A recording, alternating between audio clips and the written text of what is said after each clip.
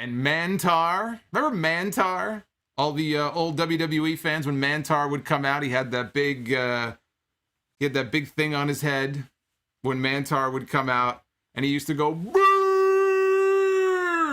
That's what Mantar used to do. I have no idea what that was. That was the Mantar bellow. I don't know if that was his mating call. I'll have to remember that the next time I try to romance a female and I bring her back home, and before we get down to business, I'll just stand there and go, "Brrr! Brrr!"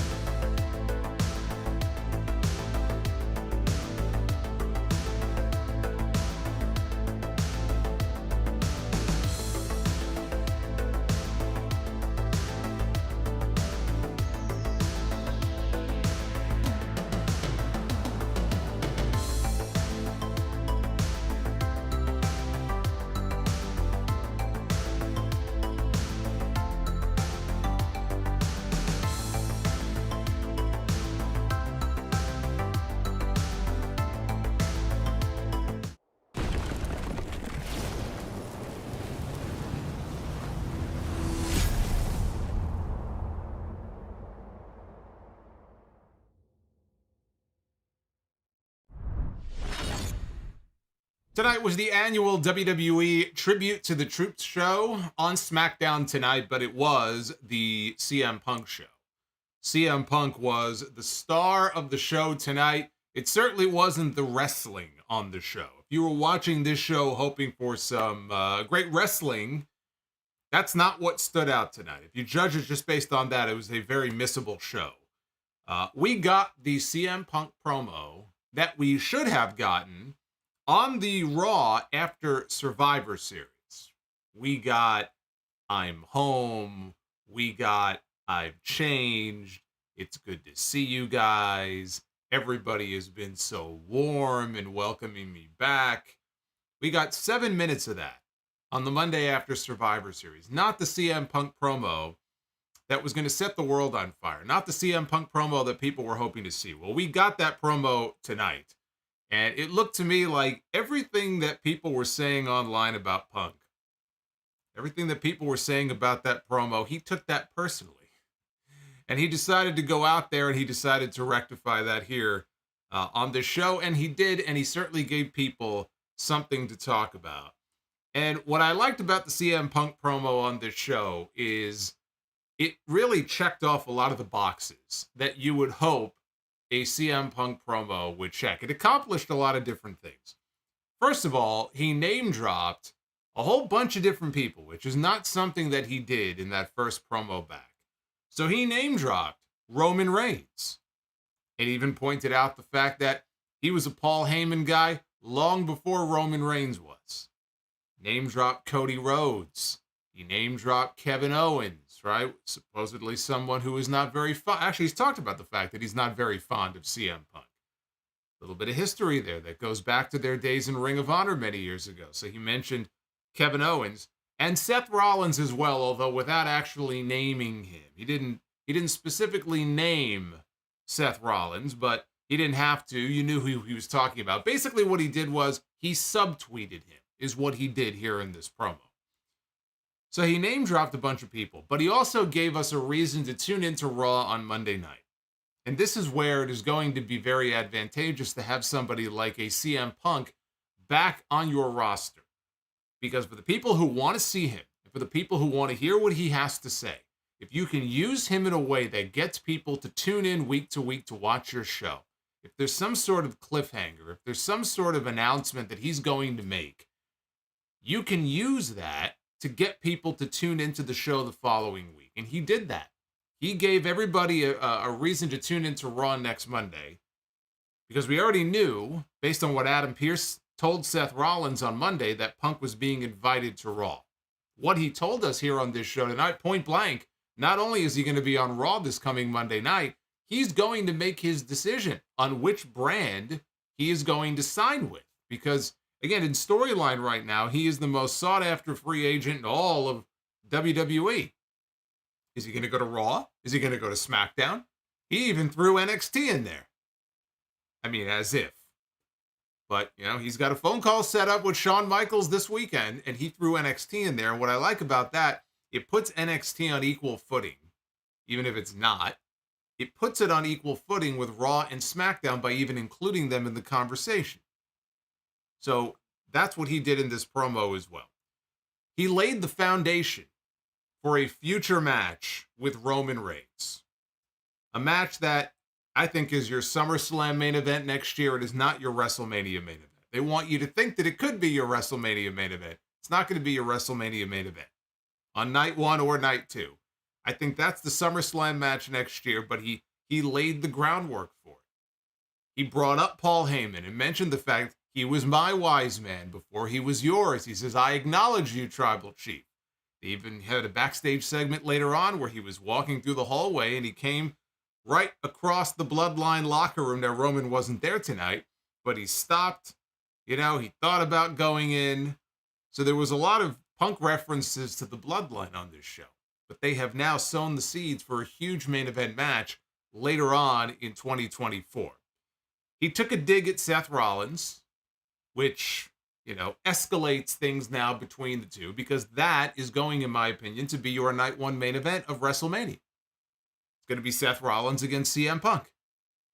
Rollins has been talking about Punk and how he's a jerk and I don't like the guy. And Adam Pearce went over to him to just give him the heads up on Monday that, hey, I'm inviting him to the show. And Rollins warned him and said, look, you know, when it blows up in your face, as it inevitably will, I just want you to stay out of my way when I do what I have to do, right? So the pieces are already in place for them to set up that first face-to-face promo between the two of them and eventually the first match. So escalated that feud as well. And he made it very clear what his story is going to be. You know, we hear a lot about Cody Rhodes and what his story is going into WrestleMania. And he took kind of a dig at that as well, right? But he made it very clear in this promo what his story is. And where his story is taking him is to the Royal Rumble, where he will throw 29 other men out over the top rope and he will win the Royal Rumble and he will punch his ticket to do the one thing that he is back to do, the one thing he's never done before, which is go to the main event of WrestleMania, which is exactly what I said was missing from that first promo on Raw after Survivor Series, the mission statement. You know, it was nice of him to throw that little comment out there at the end of the promo where he said, I'm not here to make friends, I'm here to make money.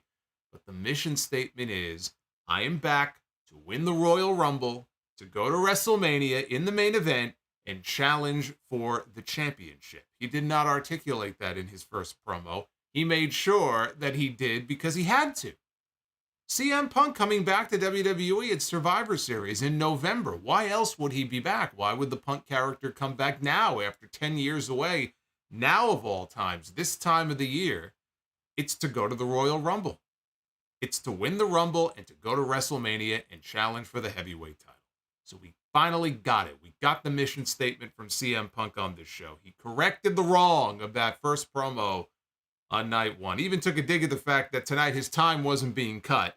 which may have been part of the problem, frankly. I don't know how long that promo on Monday last week was supposed to go, but maybe some of these things would have been addressed had his time not gotten cut at the end of the show.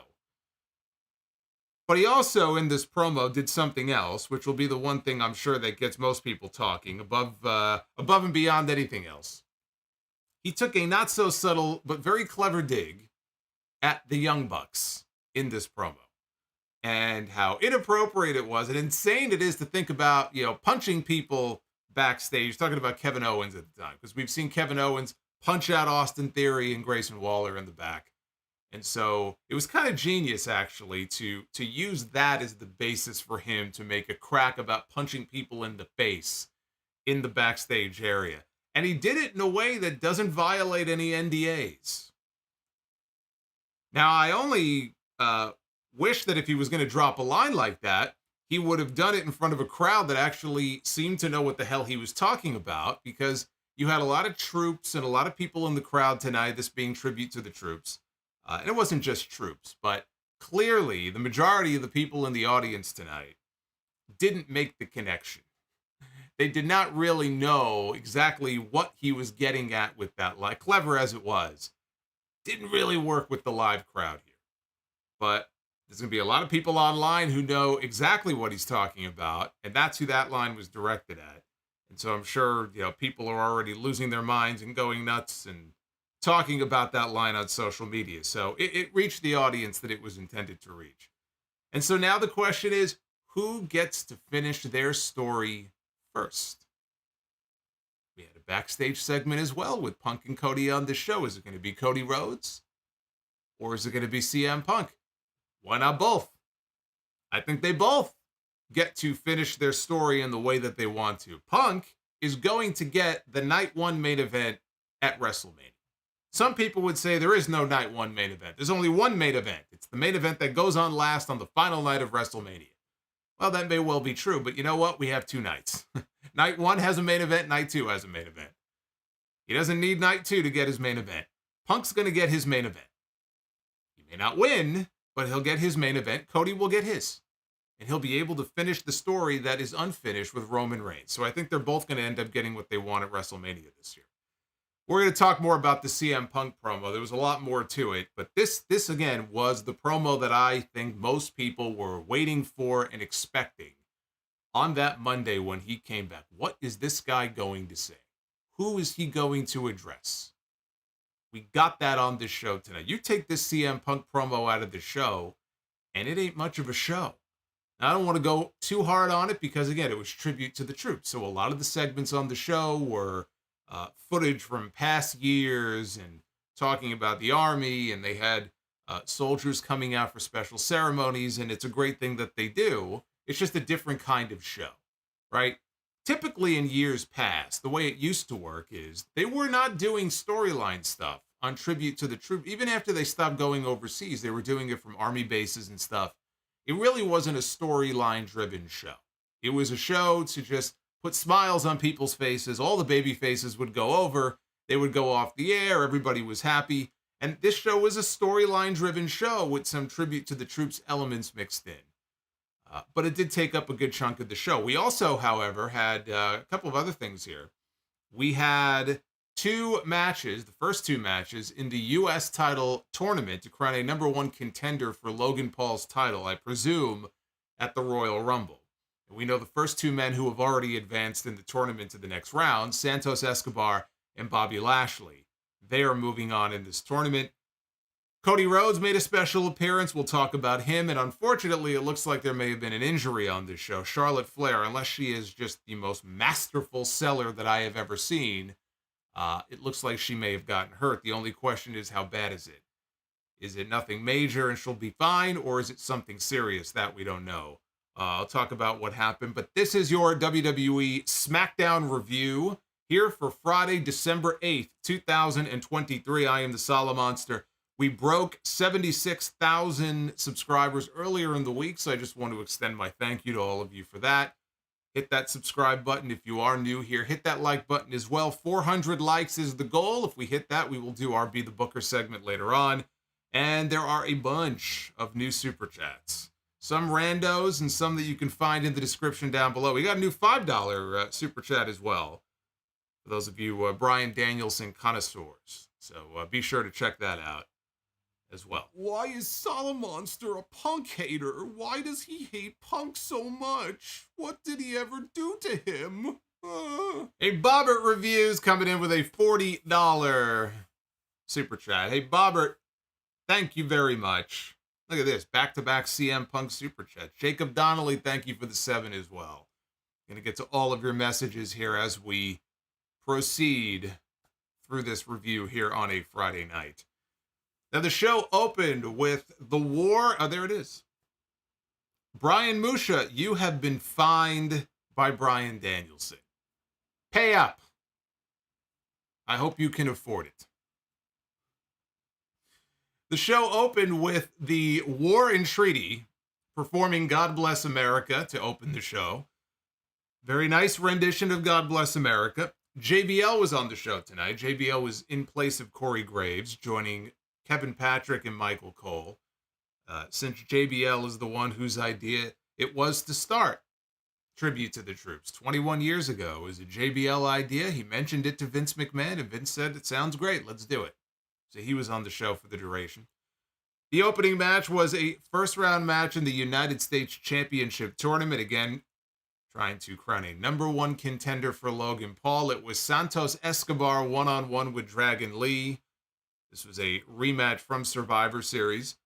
This is the same Dragon Lee who is going to be challenging Dominic Mysterio for the NXT North American Championship tomorrow night at NXT Deadline. Unfortunately, it was supposed to be Wes Lee. And Wes Lee is not only not going to be competing for the North American title tomorrow night, Wes Lee is not going to be competing at all for at least the next 8 to 12 months, because there was a very emotional, tearful promo in the ring with him on crutches on Tuesday night. He announced that he has an injury, and it is a back injury. He is going to be having back surgery. I don't know when. So last minute, they slotted the other Lee, no relation, Dragon Lee, is going to be taking his place. He's going to have Rey Mysterio in his corner. I think we may see a title change. I'm not so sure they want to be beating Dragon Lee back-to-back nights. So very good chance I think we end up with a new North American champion tomorrow night. Speaking of Dominic, he made his way out to the ring to scout his new opponent. He didn't sit, but he stood in front of the announce desk, and he watched the following match. Lee sent Escobar to the floor early, and he followed with a suicide dive. Lee climbed the ropes. Escobar, though, pushed him off, tried to slow things down a little bit. Escobar, he ran at Dragon Lee. Lee countered, though, put Escobar on the apron.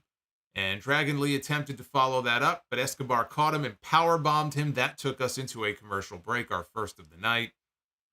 Escobar lifted Lee for the Phantom Driver, but he turned it into a sit-out powerbomb for a good near fall. Dragon Lee landed a running knee that sent Escobar rolling out to the floor. So Dragon Lee went outside to go get him and bring him back in. And briefly, he turned around. Now, Dominic wasn't doing anything. Dominic Mysterio was simply standing there. And so Dragon Lee turns around and he points at him, as if to say, you better not do anything. Or, maybe he was telling him, this is what you're in for tomorrow night. And Dominic's like, hey, okay. So Dragon Lee, then, he goes up to the top rope, and Escobar ends up crotching him on the top rope. Then he grabs him and puts him on his shoulders. He carries him into the ring, and he hits the Phantom Driver, and he gets the pin for the sudden win. Just like that. That came out of nowhere. I'm sitting here, and literally I'm watching this going, wait a minute, that's his finish. Is he going to kick out? And he didn't kick out, and I'm like, that's it? Where the hell did that come from? Just like that, Santos Escobar, clean in the middle of the ring, pins Dragon Lee to move on in the tournament. Now, after the match, Dominic got into the ring. He stood over Dragon Lee and posed. Never touched him, but it gave the announcers a chance to promote their title match at Deadline tomorrow night. These two did not get the time that they should have at Survivor Series. They went out there on pay-per-view, on Peacock, and they gave them 7 minutes at Survivor Series, which was a joke. For a card that only had 5 matches to begin with, you could have given those guys another 5 minutes. And I'm watching that, and I'm like, all right, well, I assume we're setting up for a rematch. Well, we got the rematch tonight. They got 2 more minutes. So instead of 7 minutes, they got 9 minutes. But this time, the difference is that we had a commercial break. So really, they got less time than they did at Survivor Series. And so that sucked because I was hoping that we would get more. You know, and again, it's a tournament match. Stakes on the line this time, right? You get to move on and potentially challenge for the United States Championship. And unfortunately, this got cut short like the first match a lot quicker than I feel like it should have. Now, I have no problem with Escobar being the one to win and go over here because Escobar, you know, he's fresh off a heel turn. Clearly, they're priming him for Dominic's father, WrestleMania. They're going to have a big match there. But it's 2 matches now. And I am still waiting for these two to get the chance to turn on the Jets at full blast. So I can only hope at some point down the road we get a 3rd match. Now, I don't know what would necessitate that because Dragon Lee has now been beaten twice. And again, clean. So they could come back to it at some point. I don't know when that would be. But I'm hoping they get that chance at some point. Because for these two, for what we know these two can do, this was average. That's all this was. This was an average match, as most of the matches were on this show tonight.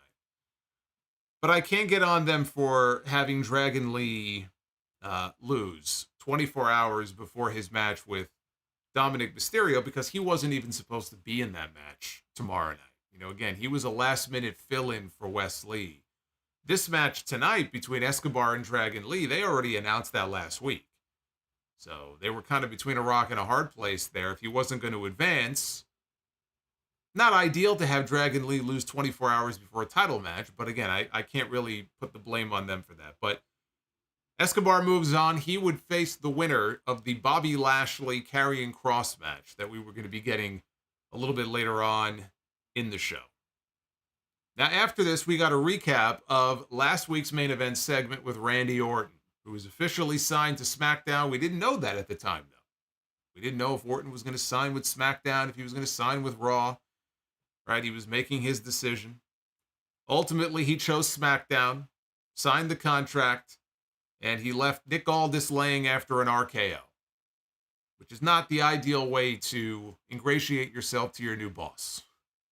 On night 1 to physically assault him, but that's what Randy Orton did.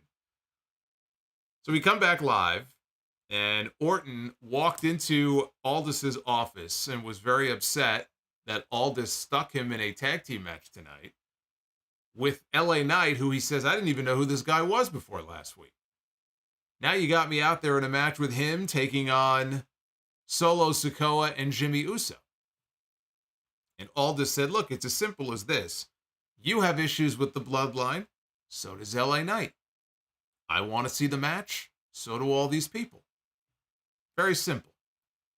Then he looked down at the check that Orton handed him and he said the fine that he levied for last week's RKO, the fine was $50,000. He said this check is for $100,000. It's the amazing Gunther. Gunther is with Jerry us. loves Gunther, the magnificent. Oh boy. All hail Gunther. Drew Johnson with a $50,000 fine here. As I'm talking about a $50,000 fine, we get a $50 super chat from Drew Johnson. Well, it might not be 50 grand, but I appreciate the 50. That's very kind of you.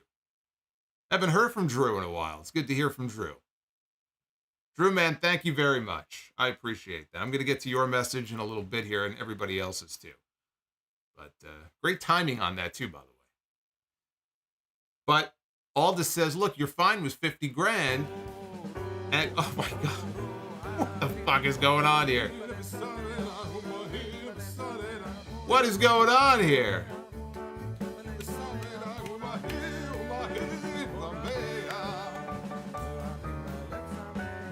We're having a party here on the street. Oh, man. James Adair follows up Drew's 50 bomb with a $200 super chat. Been a fan of the sound off for 14 years. Keep the hits coming. I will. I tell you what, though, with super chats like that, how could I not? Look at that. Talk about a double team right there. Drew and James back to back. It's like going back to back at a baseball playoff game with home runs, consecutive at-bats. I love it. Drew, thank you. James, thank you very much, man. Awesome. I'm going to finish this thought here. Aldous says, the check you handed me is for $100,000. And Orton says, oh, that's for next time. So he's putting Nick Aldis on notice here that will not be the last time that he lays him out with an RKO. Now, Cody Rhodes, I'm waiting here. Nothing? Okay, good. Cody Rhodes was out next. Monday Night Raw's Cody Rhodes. You know, we've seen him make several appearances recently here on this show. I'm going to have to stop calling him Monday Night Raw's Cody Rhodes if he's going to be on SmackDown so much. He'll be on SmackDown soon enough. It's just a matter of time. But Cody Rhodes was out next as a special guest for this annual Tribute to the Troops show.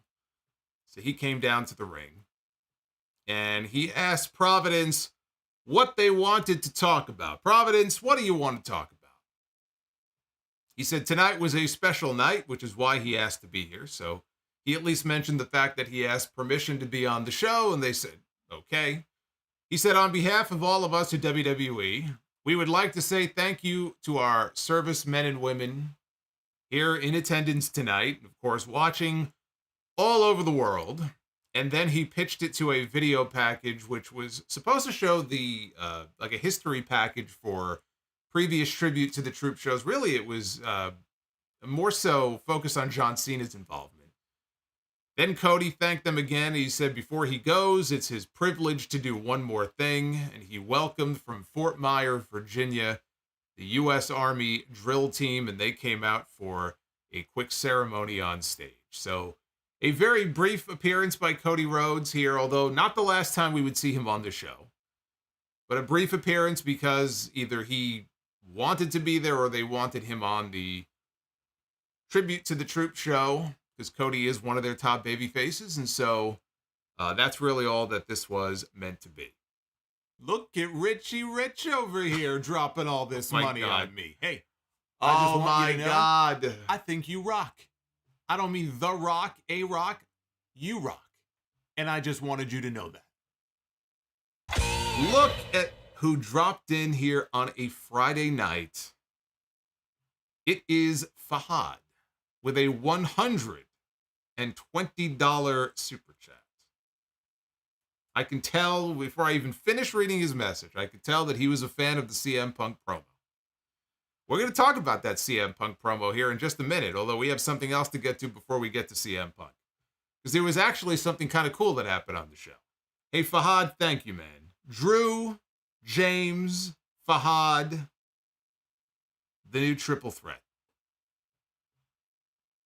I said there was something kind of cool that happened besides this, that happened on this show. And there was the legendary Brad Nessler joined Michael Cole, Kevin Patrick, and JBL on commentary at the announce desk. Now, Nessler, for those who don't know, from CBS Sports, he calls college football and basketball games for the network. And he talked about what a wonderful thing it is that WWE does for the troops every year. And that gave Michael Cole a chance to plug the annual Army-Navy game, which airs on CBS tomorrow. Nessler will be in the booth for that. Brad Nessler, who at the Ric Flair roast last year had the line of the night when he said, if this group was any wider, Jericho's wife would storm the Capitol with it. Brad Nessler. So they asked him if he wanted to stick around to do commentary for the next match, and he said, sure. So this was kind of like worlds colliding here on this show. And that next match happened to be Bobby Lashley, one-on-one with Karrion Kross.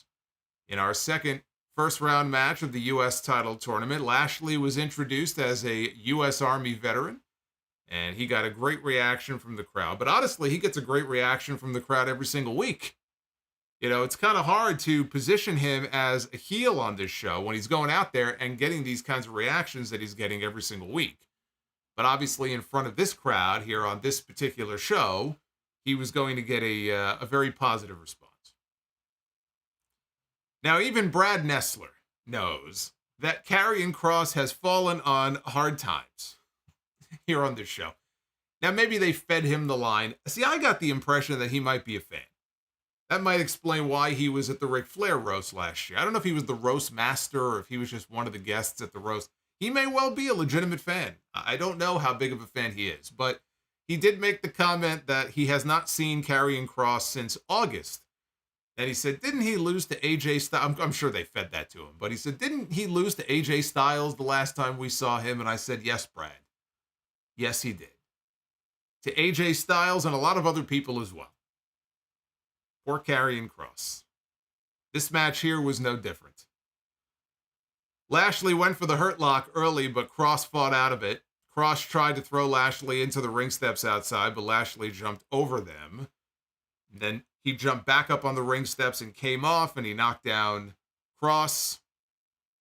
Back inside, Lashley landed a German suplex. Why is Solomonster a Punk hater? Why does he hate Punk so much? What did he ever do to him?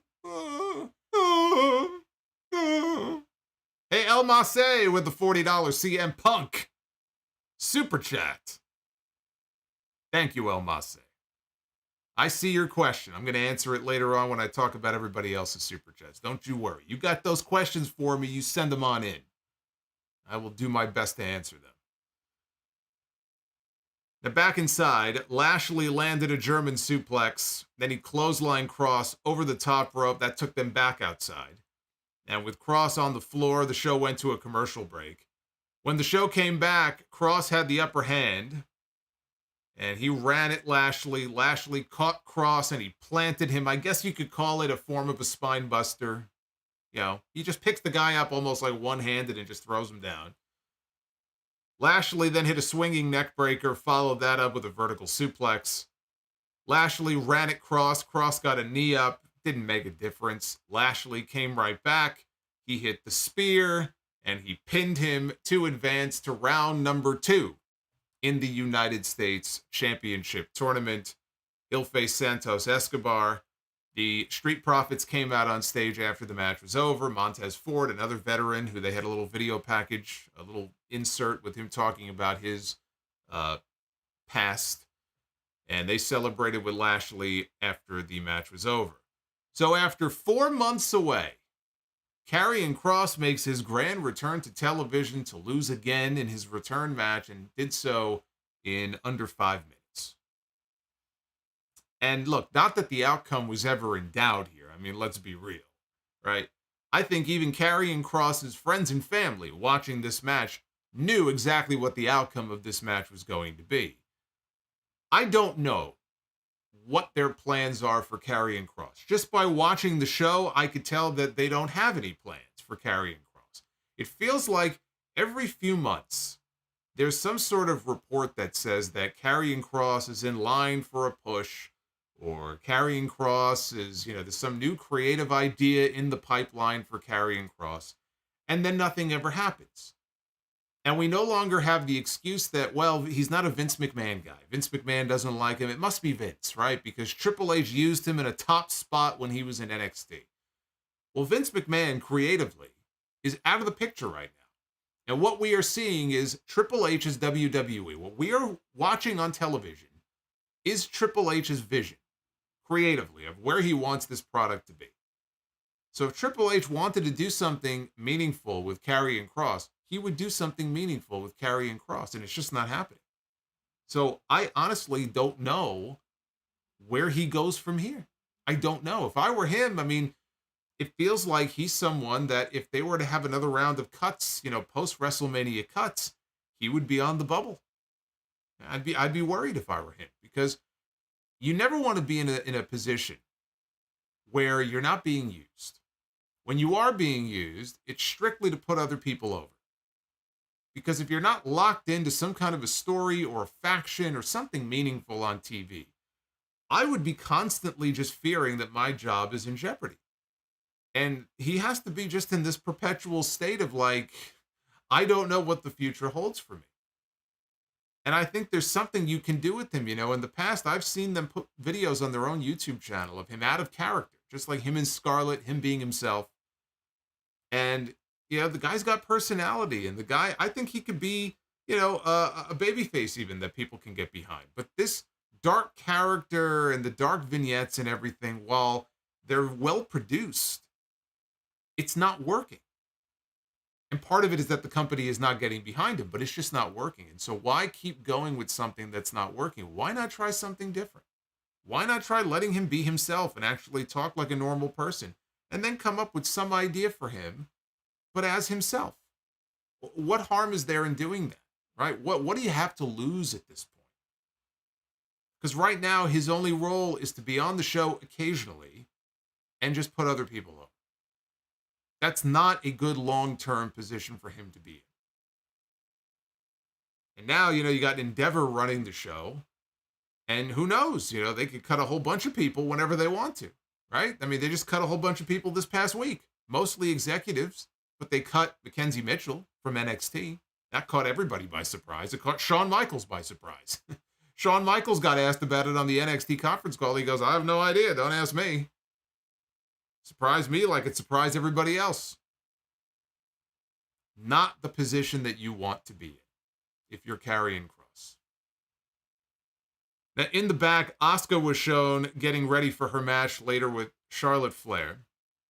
When Bayley showed up and apologized for last week, she says she's going to stay in the back tonight, and she wants the rest of Damage Control to stay back there with her and let Asuka go out there all on her own and take out Charlotte Flair. Dakota Kai spoke and said that, look, everybody else, all the other members of Damage Control, we're going to be out there with Asuka tonight, and you don't have to be. And she was saying it in a way like, look, just so you know, we got this. It's well taken care of. You don't have to worry about it. You stay back here. We're going to go out there with Asuka. And they all walked off, and we had that one shot of Bayley looking sad. After the break, it was time for the segment that really everybody, I think, was kind of waiting for to see what exactly are they going to have him say after that first promo on Raw. And that is CM Punk. The man of the hour here on SmackDown tonight, the biggest free agent in WWE. Where is CM Punk going to sign? CM Punk out to a big reaction. He's got a new t-shirt that says Hell Froze Over, and the O in the middle is his logo with the fists and the lightning bolt. He also stopped midway down the aisle to admire a fan's World Heavyweight title replica. So a little bit of foreshadowing going on there. Loud chants of CM Punk. He said he's got good news. It's the top of the 9 o'clock hour. It's not the end of the show. He's not going to get his time cut. So if you want to chant my name, go ahead and chant my name. And chant his name they did. He said Adam Pearce is trying to sign him to Monday Night Raw. And the crowd booed. I love that. I love that. Like the fans in the crowd are loyal to SmackDown. They pledged their loyalty to the Blue Brand. He's going to go to Monday Night Raw. Boo! You want me on SmackDown? Yay! You're going to go to Raw. Boo! Wow, man. These are some loyal fans. I'll say that much. Holy shit. He said the question he's getting is, CM Punk, where are you going to sign? He said he was going to partly leave that up to all of us. So, do we want to see him sign with Raw? The fans booed. Do you want me to sign to be Friday Night SmackDown exclusive? And they all cheered. Do you want me to throw 29 other superstars over the top rope and then climb these turnbuckles and point at the sign and main event WrestleMania? And they all lost their minds and they cheered and chanted CM Punk. Like Tony Khan at the gorilla position. He said an old friend of his who welcomed him back home with open arms famously likes to come out here and ask, what do you guys want to talk about? But he's also been listening. A lot of people don't like the happy-go-lucky CM Punk and the I'm home CM Punk. He understands that, so allow him to turn things up to 11. And be the spicy CM Punk that we all know and love. So the question isn't, what do you all want to talk about? The question is, who do you want me to talk about? And they all cheered because, again, that is the CM Punk that they were hoping to see when he came back to WWE. Start dropping some names, right? Start dropping some bombs. Here we go. He said, you want me to talk about Cody Rhodes? I could tell you some stories. Or do you want me to talk about someone who's not here? And by the sounds of it, someone who's never here. Roman Reigns. Tribal Chief, I acknowledge you. He says, congrats on all of your success. Don't forget who the OG Paul Heyman guy is. Don't forget that he was my wise man first. Now, Roman might not be here, but his cousins are. Says Solo. Big, tough son of a gun that I don't know, but I know Jimmy Uso. He said, by the way, shout out to main event Jey Uso, who's over on Monday Night Raw. And the crowd started to yeet. Apparently, they didn't get the memo about that. He goes, these are the things he has to wrestle with. Does he want to go to Raw and hang out with Jey Uso, or does he want to stay here on SmackDown and scrap with Jimmy Uso? He said, but if I scrap with Jimmy Uso, holy gosh, he's got a lot of cousins. So if he does, he's going to need backup. He said, can I trust a guy that I've got history with who's got voices in his head? He says, is he going to get along with Randy Orton? One guy he's sure that he would is his partner tonight, that being LA Knight. The fans chanted LA Knight. Then he brought up Kevin Owens. Can he tag with Kevin Owens? Maybe he could fight Kevin Owens. Said Kevin's a little bit prickly. They're probably too much alike, and he doesn't know who would feel comfortable. See, right here, this is where the money line came in that, unfortunately, a lot of the people in the crowd just didn't seem to really pick up on. But he said he doesn't know who would feel comfortable working with somebody who just randomly punches people in the face backstage. He said, I mean, it's 2023, and he goes, you just can't be doing stuff like that. He goes, that's insane. And he had a nice little laugh there at that line. So there it is. There's the zinger. And you would think that would get a reaction from the crowd, but the crowd just went mild. It was like, well, all right. You could see pockets of people in the crowd who knew what he was talking about there, but this did not get the reaction I think that he was hoping for, that I expected it to get. But again, sometimes you just overestimate these things with the WWE audience, right? They're not necessarily in tune with what's happening elsewhere. They're in the bubble just like everybody else, or they don't watch AEW, so they have no fucking idea what CM Punk is talking about. I'll guarantee you got plenty of WWE fans who were like, oh my God, CM Punk is back after 10 years. I wonder what he's been doing. I heard he did that UFC stuff there for a while. They have no idea that CM Punk was in AEW. They have no idea that he's been wrestling for the last couple of years. That's just the way the WWE audience is. You have people who know, but you have a lot of people who don't know, and they live inside that bubble, and that's all they know. And I think that was part of it tonight. So it didn't quite get the reaction that I would have expected, but it'll get a reaction online. I can tell you that. It will definitely get a reaction. It's already getting a reaction online. He said, everybody is happy to see CM Punk. Even JBL. He looked over at JBL at the announce desk. Everybody has welcomed him back with open arms, except for that one guy. There's always that one bad apple that spoils the bunch.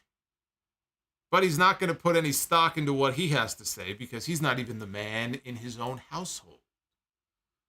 The fans started to sing Seth's song. Punk said that's all that he really has is that song, so keep it up. And so the fans did, and they kept singing his song. He said, we're going to find out where he signs on Monday night. He's here to listen to Nick Aldis. Over the weekend, he's got a phone call scheduled with the Heartbreak Kid, Shawn Michaels, to talk about the possibility of him going to NXT. Can you imagine? And Monday night in Cleveland, he will listen to what Adam Pearce has to say, almost 10 years to the day, in the same place he walked out of this place. He called himself the monkey wrench in everyone's future plans and future goals in this company. Everyone wanted to talk about finishing their story. He's back to finish what he started. And Monday night, he puts pen to paper and begins his journey of finishing his story. And that means one thing, main eventing WrestleMania. And with that, he dropped the mic, and that right there is the promo that I was expecting to see last week. We got it tonight. And as I said earlier on, it accomplished a lot of different things. He name dropped a whole bunch of people that at some point in the future he will be working with. He's going to work with Seth Rollins. He's going to work with Roman Reigns. He's going to work with Kevin Owens. He might work with Randy Orton at some point. Cody Rhodes, right? These are all future opponents for CM Punk. And he name dropped each of them. He had a few zingers in there. Obviously, the biggest one being the not so subtle jab at the Young Bucks, which again was brilliant because again it didn't violate anything that he wasn't supposed to be talking about.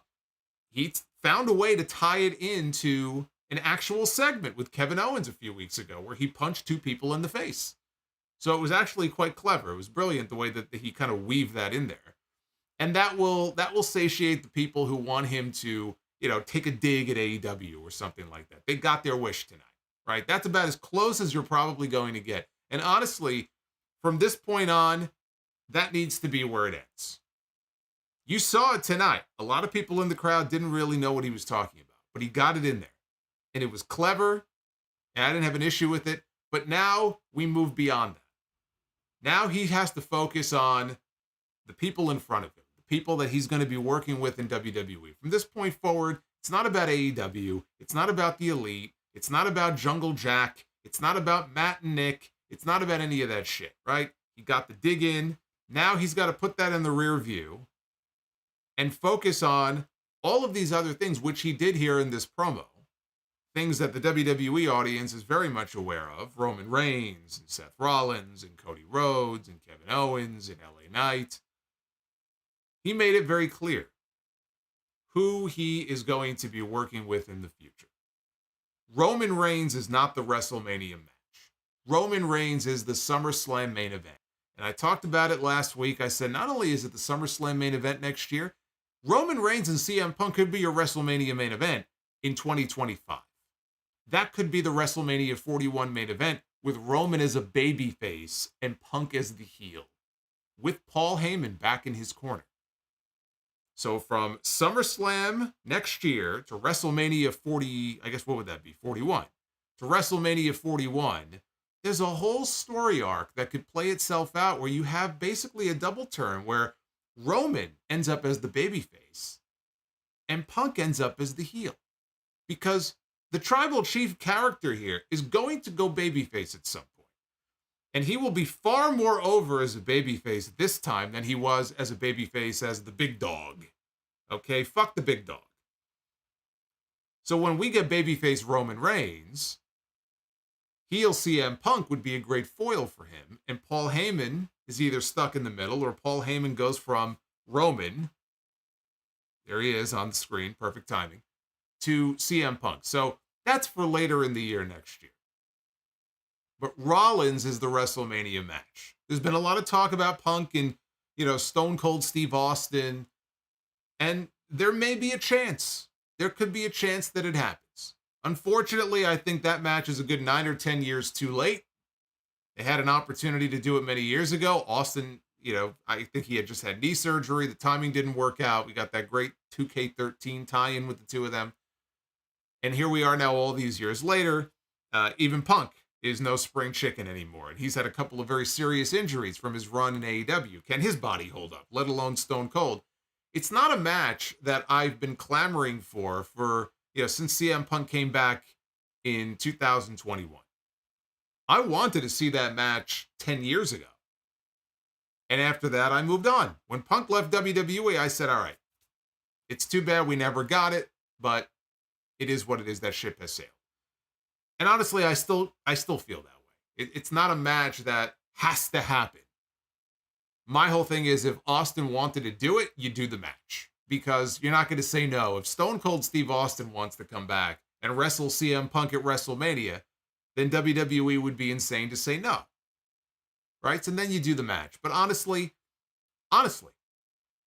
right now, CM Punk and Seth Rollins is the more appealing match to me. CM Punk and Seth Rollins, it might not have the marquee value that Stone Cold and Punk would have. To me, the bigger match right now, the match that would have my interest, would be Punk and Rollins, because you have the backstory there where there's heat between them. Now, how real is that heat? I don't know. I'm sure there's some truth to the feelings that Seth Rollins has for CM Punk when he talks about not liking the guy. But now, they're magnifying it for the purposes of a future match. So they're taking from real life and they're kind of weaving it into the storyline here. And I think when we start getting promos from these two guys back and forth, you kind of let them loose on live television and put a live mic in their hand, right? That's what I'm looking forward to. That right there is a money match for WWE, I think, that will get people interested in wanting to see it. You don't got to do Punk and Rock or Punk and Austin. You don't have to do that. The match is right there. The match is Rollins and Punk. One of your top current guys and CM Punk. There's enough history there. There's enough venom there, I think, for that to be an appealing WrestleMania main event on night one. And to me, that's the match. That's what you do. So again, he's taking more shots at Rollins. We'll see where that goes on Raw, right? We have yet to see them in the same place at the same time, but they're building to that. And Punk also gave you all a reason to tune into Raw Monday night to see who he's going to sign with. Now, he's going to sign with Raw. He ain't going to sign with NXT. He's going to sign with Raw. SmackDown already got Randy Orton. There's no reason to put Punk on SmackDown right now. Get to Punk and Roman later on in the year. You don't blow your load all at once, right? You do Rollins first, and then he could do Reigns later on. But this was the best part of the entire show. I thought that this was what, I was hoping it would be, which was kind of a make good for what we got last time. I've already seen some comments from people who said, oh, maybe it went a little long. I'm not going to criticize it for going long because the last one was too short. They gave him 7 minutes last time because his time got cut. This time they put him on at 9 p.m. They didn't have to worry about that, right? He goes out there, let him say what he wants to say. I didn't clock it. He may have been out there for closer to 15 minutes this time. When you factor in the CM Punk chants and everything, it kind of prolonged it a little bit. It was exactly what it should have been. And now this makes Raw on Monday night a lot more must-see than it was before he walked out there on SmackDown tonight. So I thought the promo accomplished exactly what it set out to do. This was the CM Punk that people remember from WWE. This was the CM Punk that people remember even from the early days of AEW when he first came in. If you're going to bring him in, if you're going to take the chance and bring him in, then you should at least get what you pay for. That is the CM Punk I think that people were hoping to see.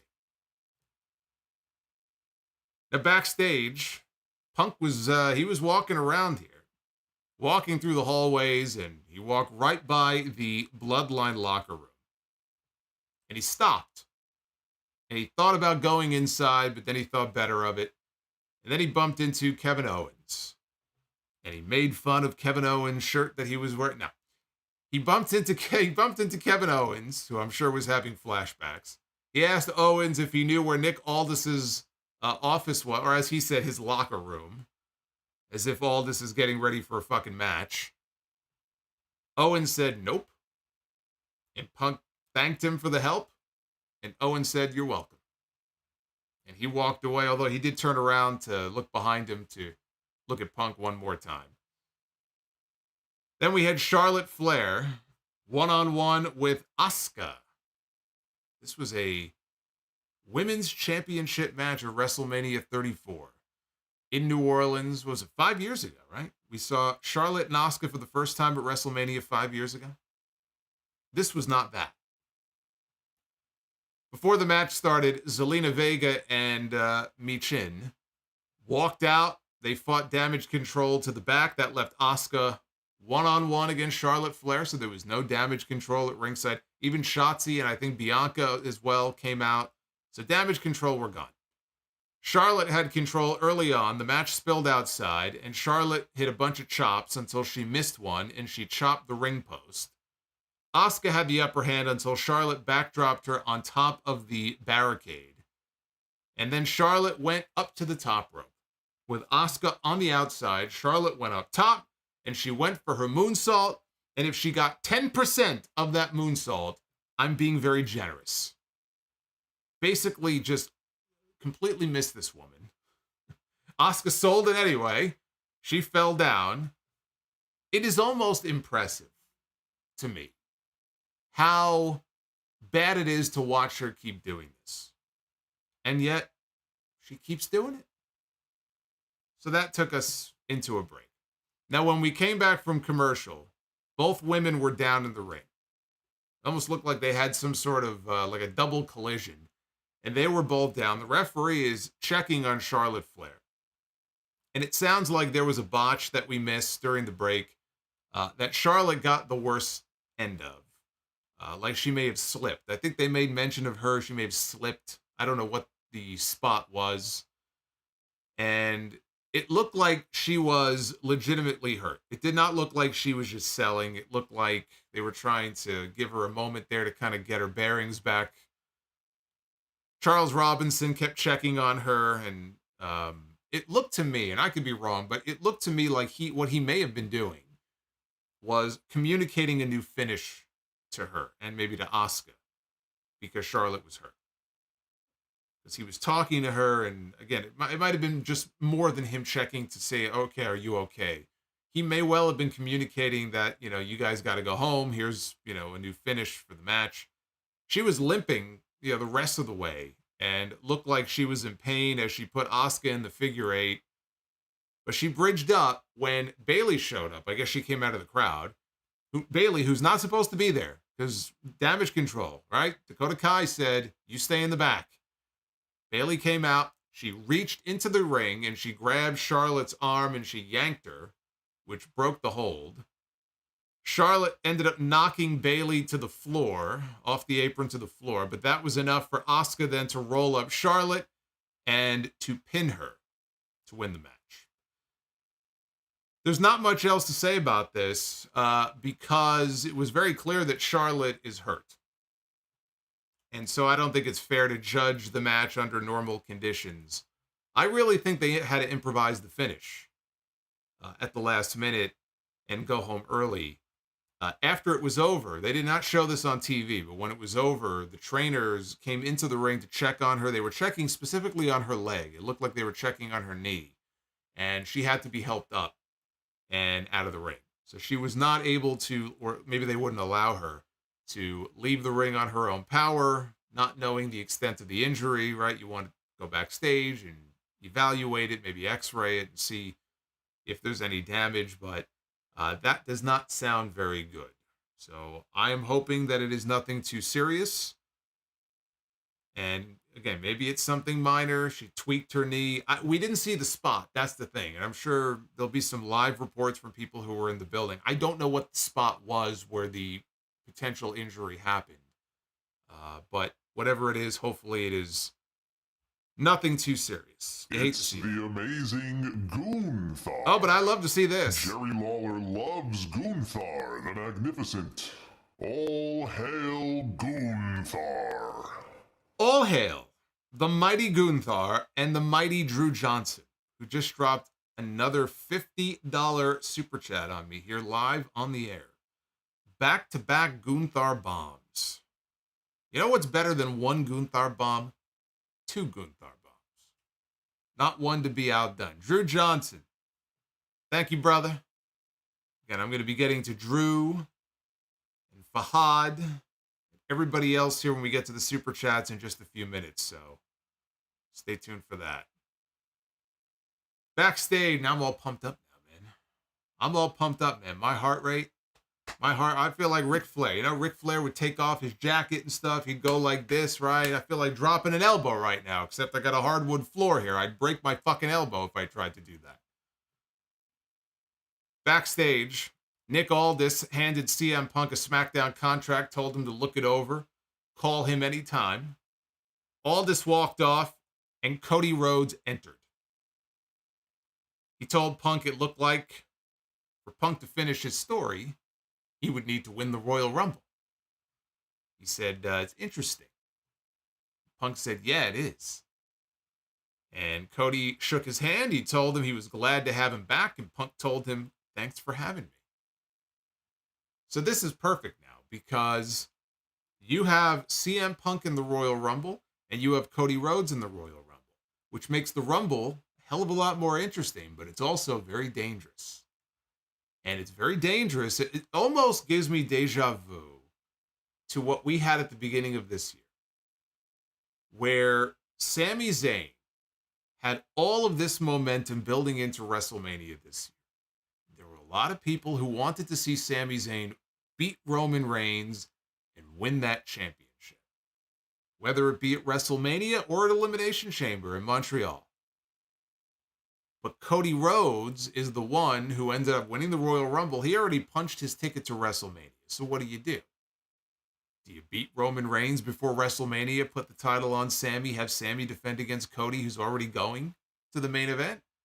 No, they stuck to their guns. Sami Zayn got beat, and Roman went to WrestleMania to defend his title, but you didn't know how the fans were going to react. If they really wanted Sami Zayn in that main event, would they turn on Cody Rhodes? Which is why I thought it was very smart. I said what they need to do is they need to have Cody endorse Sami going into Elimination Chamber and say, look, Sami, I'm with you, brother.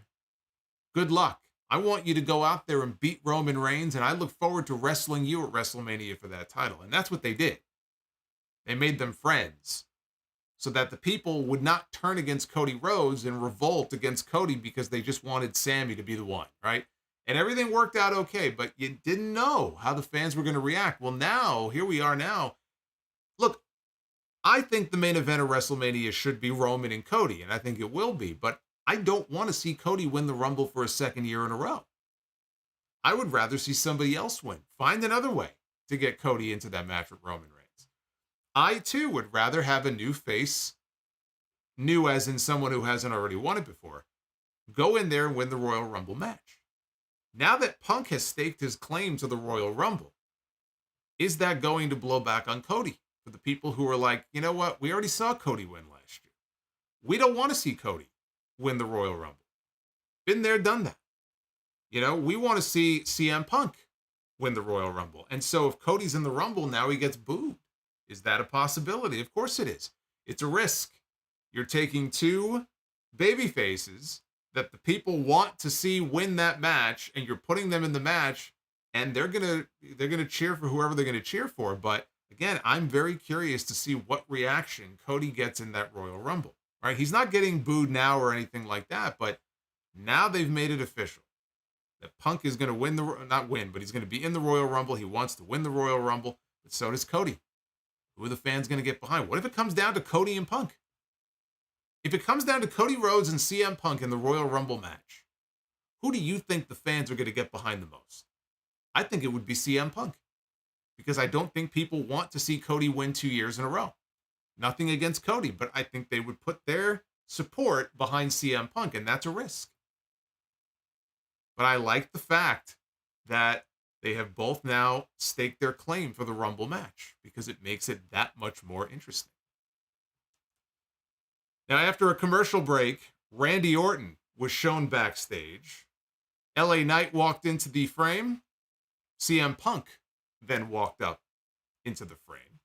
He wished both of them good luck, and he walked off. And that was the last we saw of CM Punk for the rest of the night.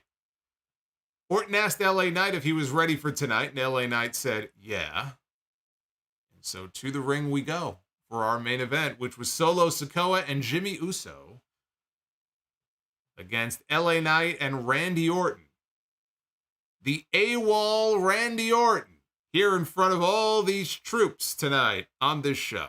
Look at Richie Rich over here. Oh my all goodness. This money on me. Hey, Richie Rich is I just back. want you to know, I think you rock. I don't mean The Rock, A-Rock, you rock.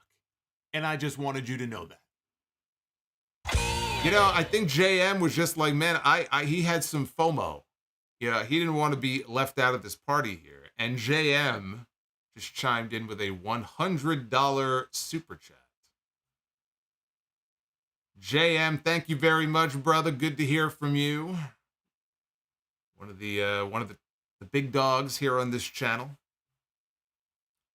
JM, I'll get to your message here in just a bit. Don't go nowhere because we got to talk about this main event here. Jimmy Uso, he got a cheap shot in on Randy Orton from behind early as Orton and Solo, they were sizing each other up.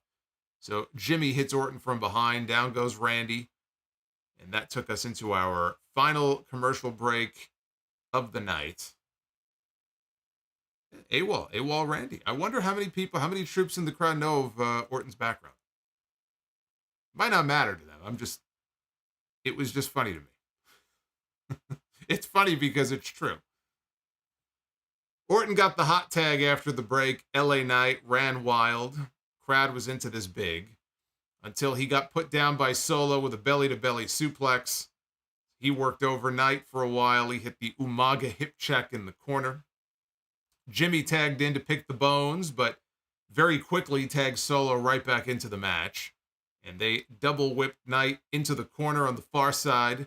Down again he went on his butt. In the opposite corner, here comes Solo, setting up for the charging ass splash. That's my new name for it. Actually, I'll just call it Sweet Cheek Music because Tony Storm does it the best.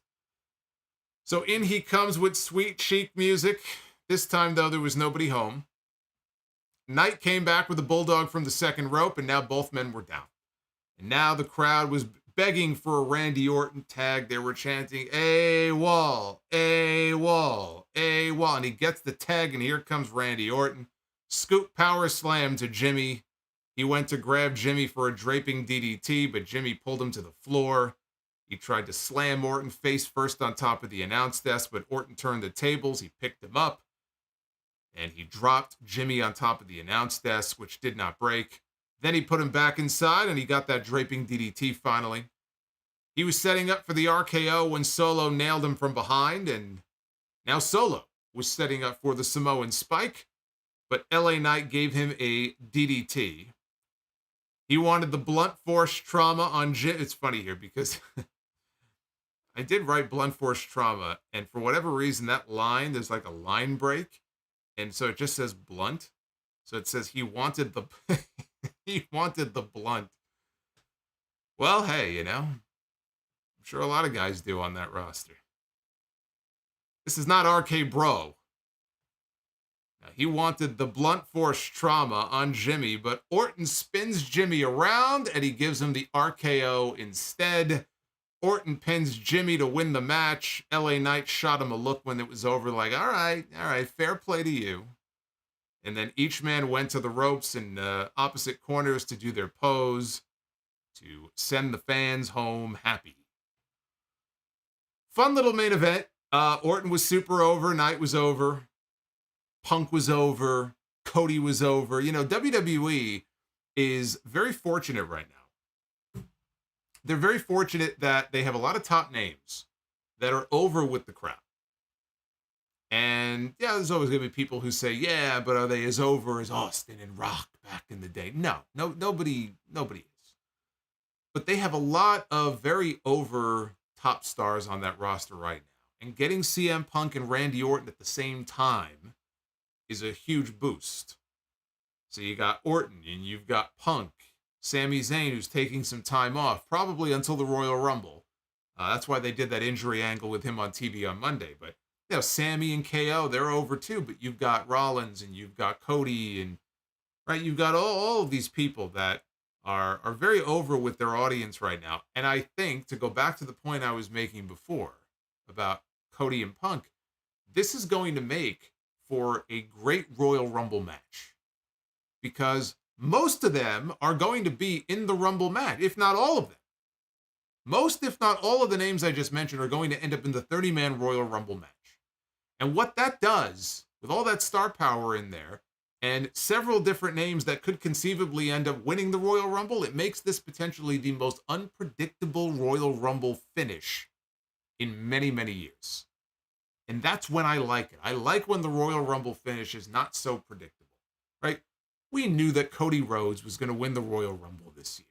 There are a lot of years where you just know. You don't know, but you know who's going to win, right? Or there's really only two options for who could win the Rumble. Cody could win. Punk could win. Gunther could win. Right? That's three right there. It's unlikely that Orton would win the Rumble. It's not out of the realm of possibility, but it's unlikely. Sami Zayn, same thing. Unlikely, not out of the realm of possibility that he could win the Royal Rumble.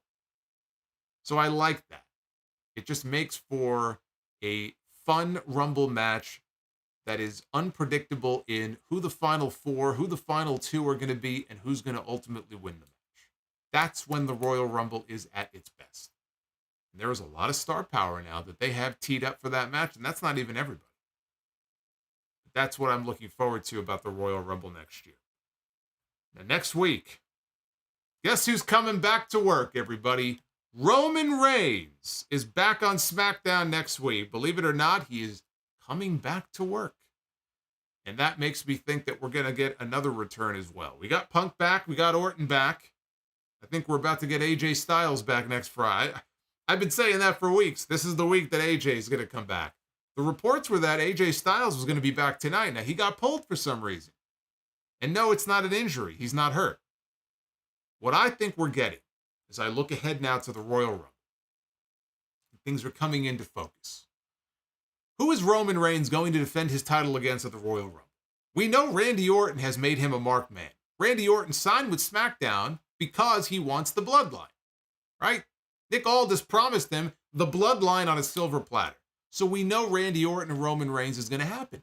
But it's not happening at WrestleMania. That leaves two choices, the Royal Rumble or Elimination Chamber in Australia, which is going to be a big show. I think we get AJ Styles back on SmackDown next week.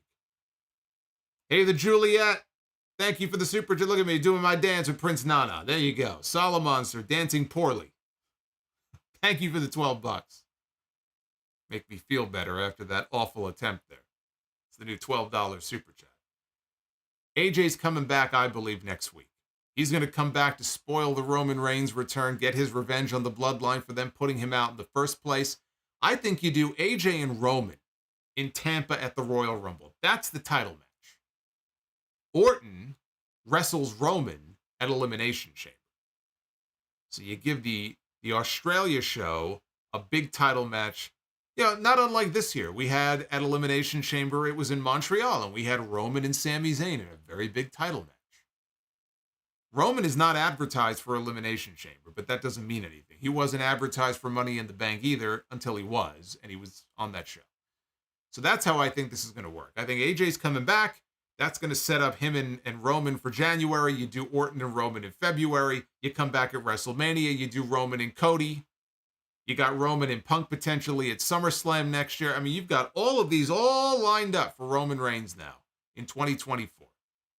I say WrestleMania to SummerSlam because who the hell knows if he's even going to work any matches in between then. He may take a long vacation after he loses the title at WrestleMania. But that's how I see things playing out. So he'll be back on the show next week. Also next week, we have Grayson Waller, who is going to be facing a mystery NXT star in a first-round match in the U.S. title tournament. Now, there has been talk, and I think Meltzer even mentioned this in The Observer this week, that there's been talk Tyler Bate is being discussed for a potential call-up to the main roster. So Tyler Bate has to be near the top of the list of possibilities, I think, for next week. I was thinking Wes Lee, but now that's out the window with his injury, so it's not going to be him. So it could be Tyler Bate, potentially, against Grayson Waller next week. And we also have Kevin Owens with a storyline broken hand wrestling Austin Theory.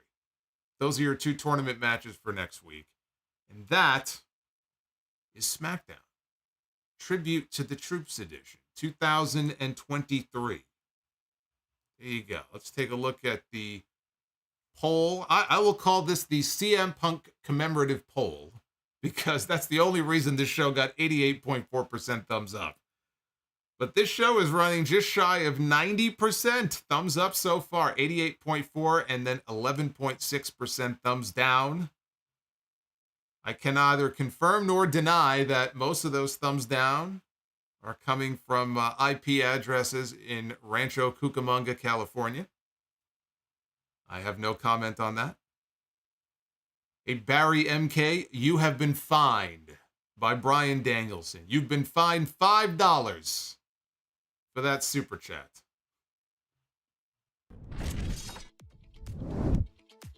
We don't take cash either. Actually, we do take cash. I'm not talking about... I meant check. Wouldn't take a check from you people. Cash. Cash or PayPal. That's what we take. That's it. That's how it works. All right, let's get to your messages here.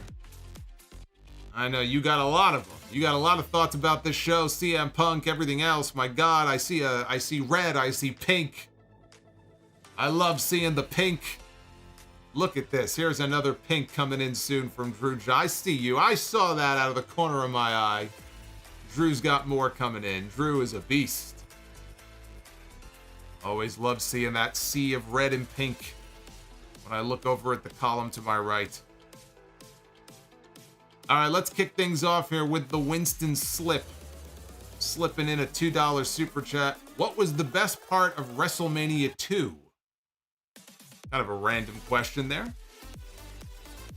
Honestly, there wasn't much that was, I would call the best when it came to WrestleMania 2. I know the Bulldogs and the Dream Team had a very good match. Probably the best match. If you're interested in work rate. But I will tell you that young Solomonster wasn't so concerned about work rate in 1986. What I remember about WrestleMania 2 was the terrible boxing match between Mr. T and Roddy Piper. And the cage match with Hulk Hogan and King Kong Bundy. I'm going to go Hogan Bundy. I have a lot of memories about that cage match. And who was it? Was it Susan St. James? It's some horrendous commentary team for that main event. Oh no, maybe it was Elvira. I think it was Elvira. They had Elvira on commentary. It's the amazing Gunther. Definitely not Gunther on Jerry commentary. Lawler loves Gunther, the Magnificent. All hail Gunther. Drew Johnson with his, I've lost track. Is it his third or fourth? I think his third Gunther bomb of the night. Drew Johnson, unbelievable. Unbelievable. As Vince McMahon used to say.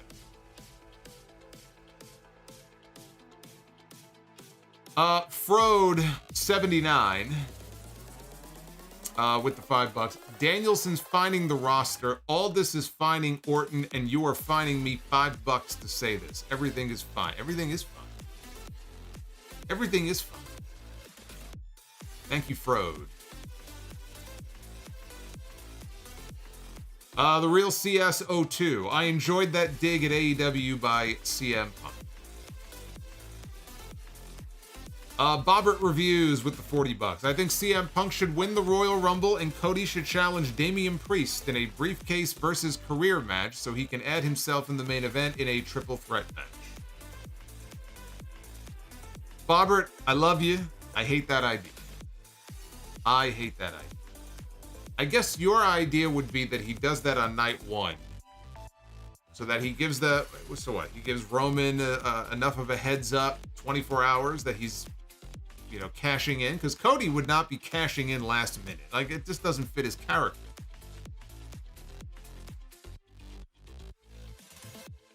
Yeah, I can't get behind that.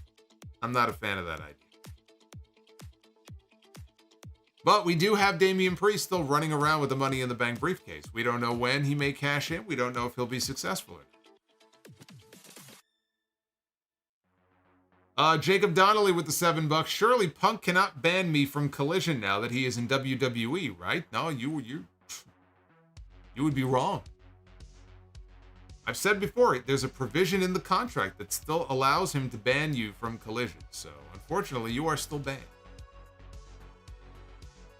Brian Musha with the 5. Can't believe I got fined by Bryan Danielson. Well, obviously, you said something stupid, so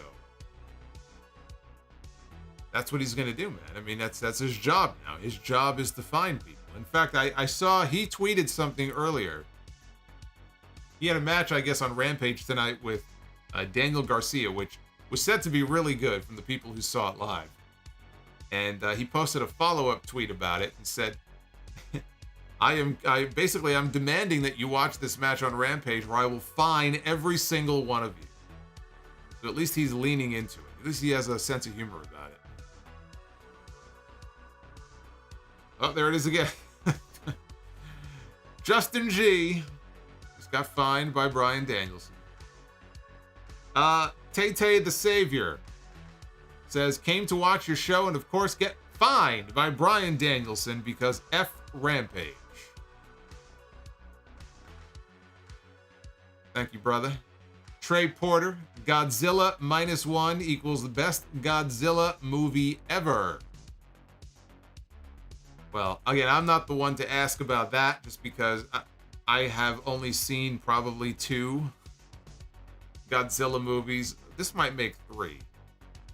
Yeah, look, I enjoyed it. I didn't, you know, didn't jizz myself over it the way that some people are. I thought it was good. But again, I'm not the Godzilla expert like some people might be. Paul Carpenter, CM Punk against Angel Garza on NXT Live. There you go. Get ready for those. You're going to get CM Punk against Charlie Dempsey. Going to get CM Punk against Trick Williams, which actually might be pretty good. CM Punk against Joe Gacy. If he signs that NXT contract. Drew Johnson with the $50. CM Punk has me watching WWE again. Solomonster, you are the GOAT. Thank you for everything you do. Well, thank you. Drew has got to be going nuts because if CM Punk is having a conversation with Shawn Michaels this weekend, I know that Drew's favorite of all time is HBK. Can you imagine if he signs with NXT? For Drew, I think he might spontaneously combust. It's like bringing his 2 favorite things together. James Adair with the $200 super chat bomb. Been a fan of the Sound Off for 14 years. Keep the hits coming. James, that is very, very kind of you.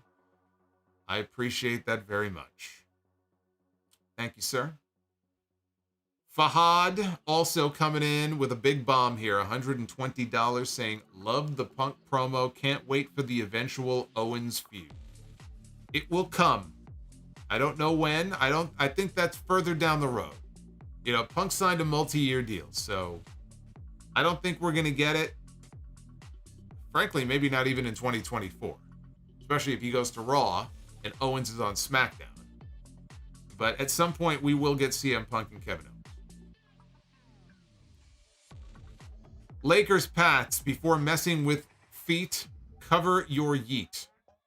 Jey Uso. Well, unfortunately, there will be no yeet sponsorship for him since he can't yeet anymore. I have a feeling WWE is going to get that whole situation resolved. I think it's only a matter of time. The yeet shirts will be back up on WWE Shop. I think they'll take care of it.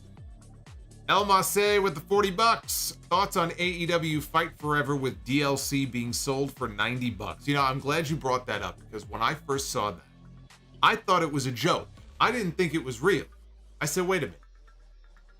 Everybody is talking about how, like, nobody is playing this game anymore. It has no replay value for so many people.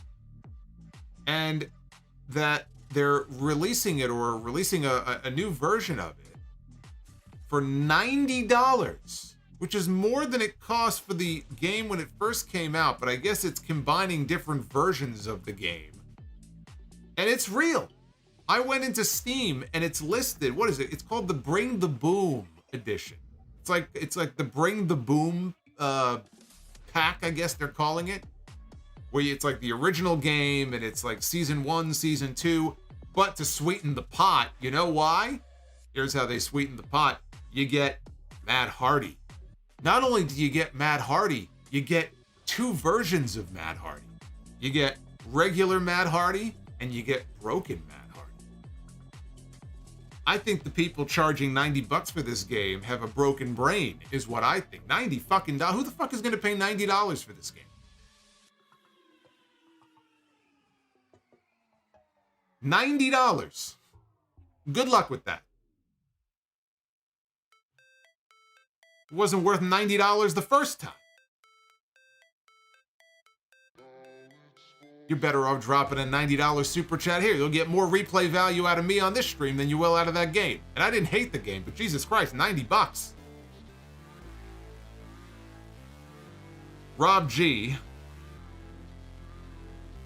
Matt can't walk. He is broken. Poor guy. I mean, look, he's taken a beating his entire career. I said it on the podcast on Sunday. I said, but Matt Hardy, my God, Matt Hardy looks like a hatchling from an egg when he walks. He looks like a baby bird that just got hatched. When he walks, it's painful. It's painful to watch. Rob G. What's the big deal with Rhea? In my opinion, I see nothing. Well, you might have cataracts in your eyes. I suggest you see a doctor and get that checked out. Well, look, I mean, to each their own. You are entitled to that opinion, but Rhea Ripley is the top star in that women's division for a reason.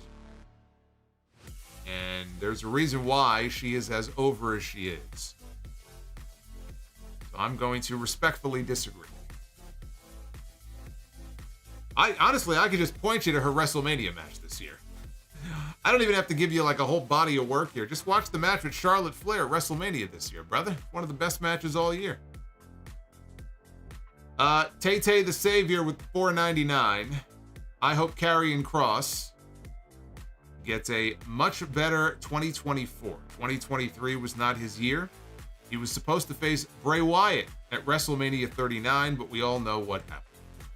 Well, he has talked about that. He has talked about there being a plan or an idea for there to be a match with him and Bray at WrestleMania. I don't know if that actually would have happened or if that's just something that was in the discussion stage.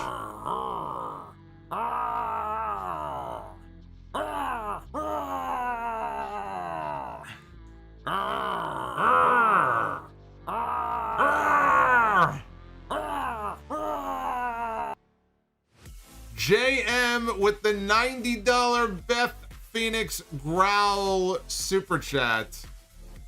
Oh, I remember that moment when she came out there. What a moment that was. You know, somebody mentioned this to me the other day, and I hadn't really thought about it, but you may have a point, which is the angle that we saw on Dynamite on Wednesday night, where Nick Wayne's mom helped Christian Cage beat Adam Copeland to retain the TNT title.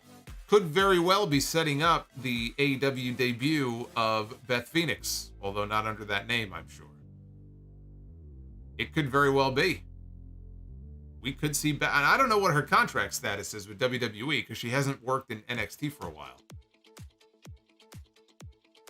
Might we see Beth Phoenix make an appearance in AEW to kind of even the odds? I think it's possible.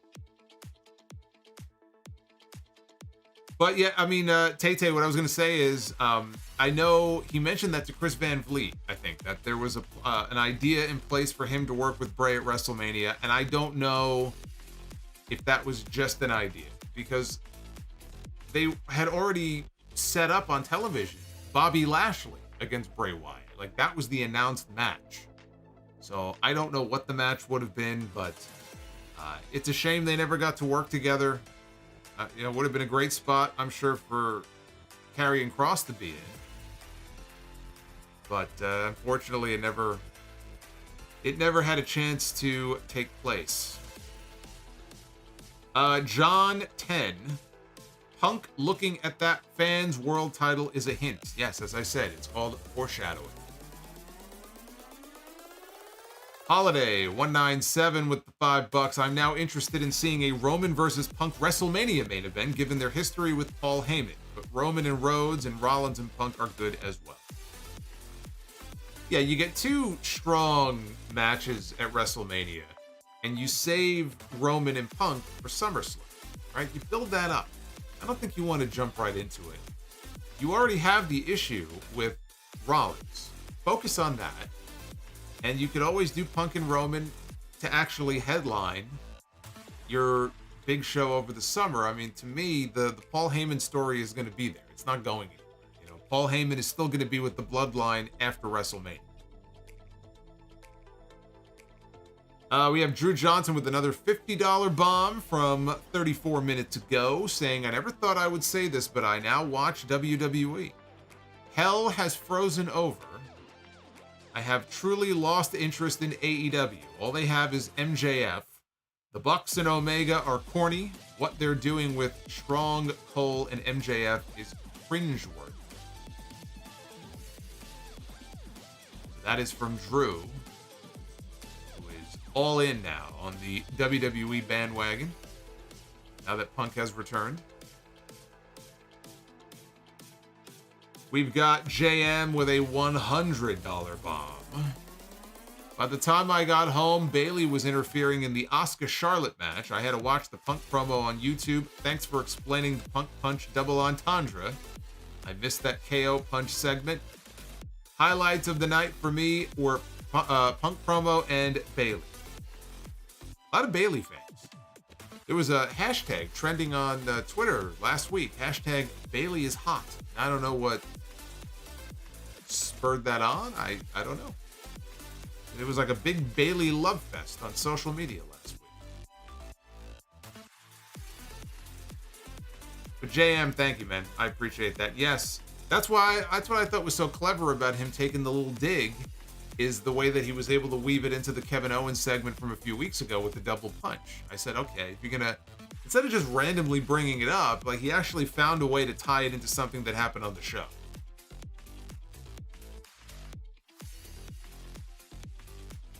Or Tay just got fined $5 by Bryan Danielson, man. He's a menace. He's just taking everybody's money. It's crazy. Luis Lopez, just imagine Punk and Cody as the last two men in the Royal Rumble. That is going to be amazing. I don't know if they'll do it. I I kind of feel like, I don't know. Maybe Rollins gets involved. He seems to be obsessed with Punk. I mean, it's a risk. It's a definite risk if it comes down to Punk and Cody as far as the crowd reaction. We'll see.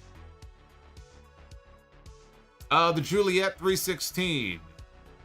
My booking. Punk somehow cost Rollins the world title, allowing Priest to cash in somehow. Rollins cost Punk the Rumble. Okay, so speaking of which, and off we go for WrestleMania. Balor wins the Rumble to challenge Priest at WrestleMania. Well, that's not going to happen. Finn Balor is not winning the Royal Rumble. Here's the thing. Finn, and somebody asked me about this, and I'm going to talk, I'll talk more about it on the podcast on Sunday. Let's say that they go with your idea, okay? And you get Priest and Balor for the championship at WrestleMania. That is not going to main event either night of WrestleMania. So now you're taking your World Heavyweight title and you're relegating it either to the opener on night one or second from last. Because then you'll just end up doing Punk and Rollins in the main event for no title, because that's the bigger marquee match. Now, somebody asked me, they pitched the whole idea to me and said, Punk and Rollins, they don't need the title to be in the main event. And I disagree. I think Punk and Rollins is a marquee match, but I don't think it gets the WrestleMania main event slot on night one without the title. I think it needs the title. It's a strong match, but strong enough to go on last at WrestleMania with no title on the line? No. Rollins is not, Stone Cold. He's not that attraction where it's like, okay, you don't need a title. You can do Austin and Kevin Owens, right, in the main event of WrestleMania. Punk and Rollins would need to have a title on the line. It would need to have the title on the line to get that final match, closing match spot at WrestleMania. I do think it needs a title. And I don't like the idea of doing Balor and Priest if it's not going to actually headline it. And frankly, that's not the title match I want to see. Like, Priest and Balor could be a WrestleMania match, but not for the title. No. I don't see that. Barry MK, while the Undertaker Bossman match at WrestleMania 15 was bad, what did you think of Undertaker's look at that show? I would say it is his best look. I think it was a pretty badass look from what I remember. I was not a huge fan of Ministry Undertaker, though. Ministry Undertaker was my least favorite version of the Undertaker. So, I think it was a pretty cool look that night, but I just wasn't a fan of the character. I wasn't a fan of that period of the Undertaker. Drew Johnson again with the 50. AEW's top 2 stars are headlining WrestleMania, while Rampage and Collision are unwatchable. AEW is done. Tony has lost this war by following EVPs that could not manage a target. AEW is done. Just sold 36,000 tickets for Wembley Stadium next year. Brother, where have you been?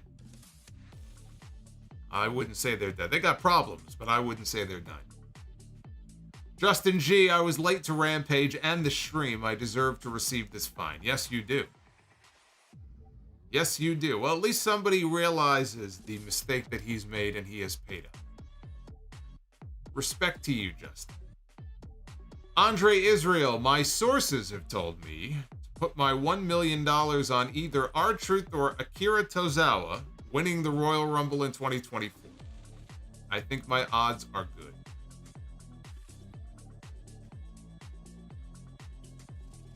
What denomination is that $1 million in? Is that in rubles? Shekels? That Monopoly money? What denomination are you dealing with here? Drew Johnson says, Rampage sucks. Enough said. Boy, Drew Johnson, man, he is just absolutely, he has it out for Rampage. He does not like Rampage. He has made that very clear. David Wilson, here I was thinking Punk and Styles were going to be on the same show tonight. Curious if they still have heat. Have a great night and weekend. Oh, David, thank you. You too. I'm sure that Punk is not AJ's favorite person, but as with Owens and everybody else on the WWE roster, I think he'll be a professional. Look, we know AJ has no love lost for Paul Heyman. So if AJ works with Roman Reigns at the Royal Rumble, as I think he will, he's going to have to deal with Paul Heyman. He'll probably have to do some segments with Paul Heyman. And he'll do them because he's a professional, even though he has no love lost for Paul Heyman. And it goes back to feeling Paul lied to him and when the Good Brothers got released and that whole fiasco. But I'm sure that AJ can put that aside and be a professional and it won't be an issue. The real CSO2, I might get heat, but a talent being in charge of fines just proves that Tony Khan doesn't have the balls to run his roster on his own. It's Bryan Danielson.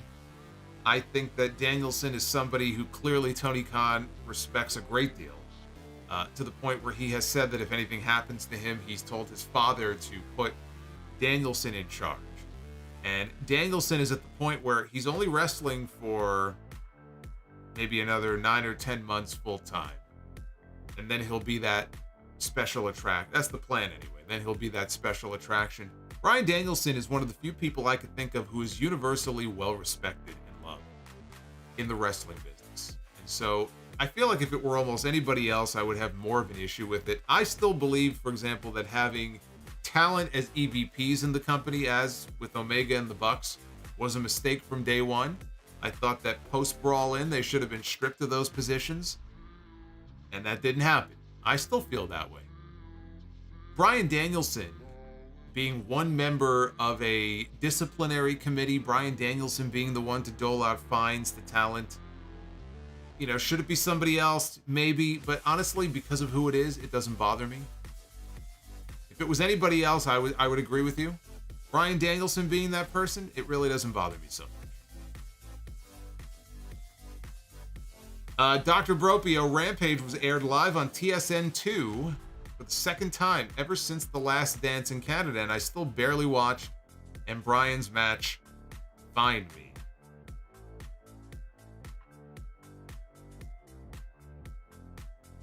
JM, thank you for that $90 bomb. No message. I think he just wanted me to go, grrr. Jay, thank you. Andre, speaking of Rhea, I am mad that we never got Rhea versus Beth. I guess we did not. Well, we got the tag match. But no, we never got the singles match. Tay the Savior, I would have rather seen Kross against Wyatt than Lashley against Wyatt. Well, I agree on that. Lashley and Wyatt would have been a disaster. That, to me, I said it at the time, that was going to be a Styles clash. I said that from day one. I don't think that match would have been any good. Kross and Wyatt, I mean, the jury is out. It probably would have been better. How much better, I don't know. but I agree with you. Lashley and Wyatt would not have been, in my opinion, a good. I just don't think that would have been the right opponent for Bobby Lashley. Drew, I would do Bailey. I would do her even twice. Read that one, my friend. Solomonster, you are the man. Oh, I read that one.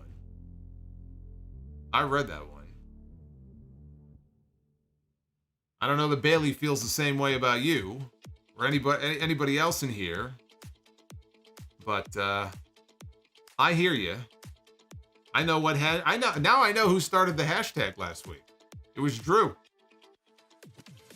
Drew is the one who started that Bailey is hot hashtag on Twitter.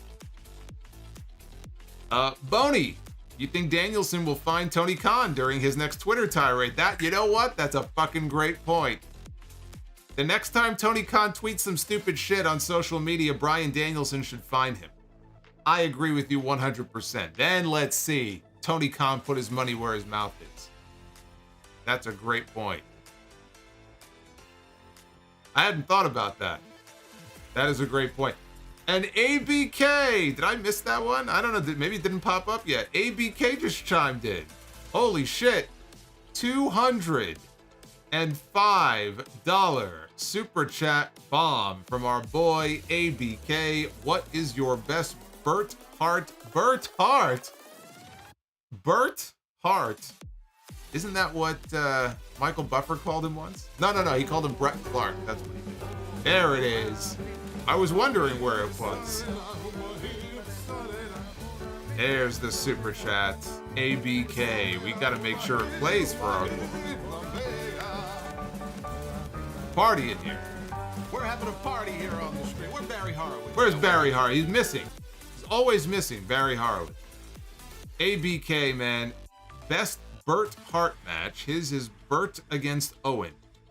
I can't get over that. Bert Hart. Make me think of Bert and Ernie now. Yeah, see, B says, I like when Bert faced Ernie. Well, look, I mean, we could be here all day coming up with Bret Hart matches that I would recommend to people. Obviously, Bret and Owen. My question to you is, which one? Is you talking WrestleMania? Or you talking SummerSlam? I think I like the cage match more than the WrestleMania match. My favorite one, man, that's tough. I think my favorite one would be the cage match, though, and it's SummerSlam 94. Or it would be maybe in second, I would have the submission match with Austin at WrestleMania 13. But you know what? The King of the Ring match with Mr. Perfect in the semifinals, that's up there too. You can't go wrong with any of those three. Or four. If you want to throw in the Mania match with Owen. ABK, you can call him whatever you want, man. Thank you for the 205. My God.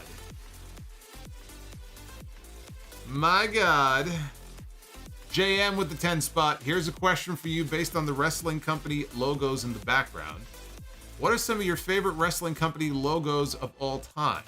I think you disliked the WWF scratch logo. No, I didn't dislike the WWF scratch logo. I disliked the oh god, there was a logo they were using like in the mid 2010s. Maybe it was the scratch WWE one. I don't know, but I didn't have an issue with the scratch WWF logo. Look, I'm a fan of the block. I don't know if you could see it. Yeah, they're right there, up there. The old school block letter WWF logo. Since I grew up on that one. That's the one I grew up on in the mid 80s. So I love that logo. I like the WCW logo from like the early Nitro era before they turned it into something that looked like it was out of Star Trek. That was a horrible logo. So those probably would be two of my favorite, probably my two favorite ones. I have the WCW one as well. I have WWF and WCW right up there. There you go. If I had to give my vote to one, the block WWF logo. Used to come up on screen. You'd have that voiceover going, the World Wrestling Federation, what the world is watching. There you go. Skywalker is coming in with a $4.99. Think he's about to get fined. Should there be a wise man on a pole match between CM Punk and Roman Reigns? I don't know that the pole could hold him, honestly. I think that's a bad idea, is what I think.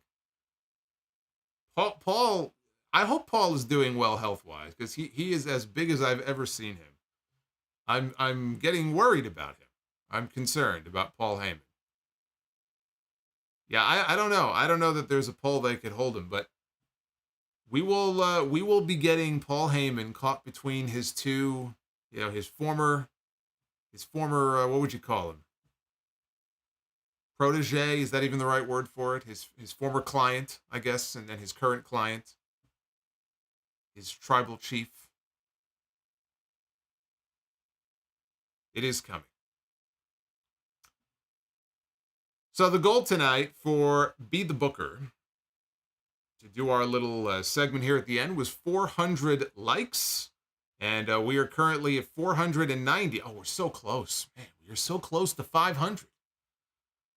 Keep hitting that thumbs up. Let's see if we can get to 500. You guys have absolutely killed it on the Super Chat, so I can't thank you enough for it. Drew and Fahad and ABK and everybody else, man. JM, you guys are fucking amazing. Even all you find people. Thank you very much. So let's go ahead and see if we can end the week on a positive note here. I got a good feeling about this, guys. Did I just jinx it? Probably. Let's be the Booker. Ladies and gentlemen, it is now time to be the Booker. I probably just jinxed it. I probably shouldn't have done that, but I don't know. I got a good feeling about this. I'm in a good mood. I got a good feeling. Let's do it. Let's do it. Start out here with the tag team wheel. We take it for a spin. Where it will land, nobody knows.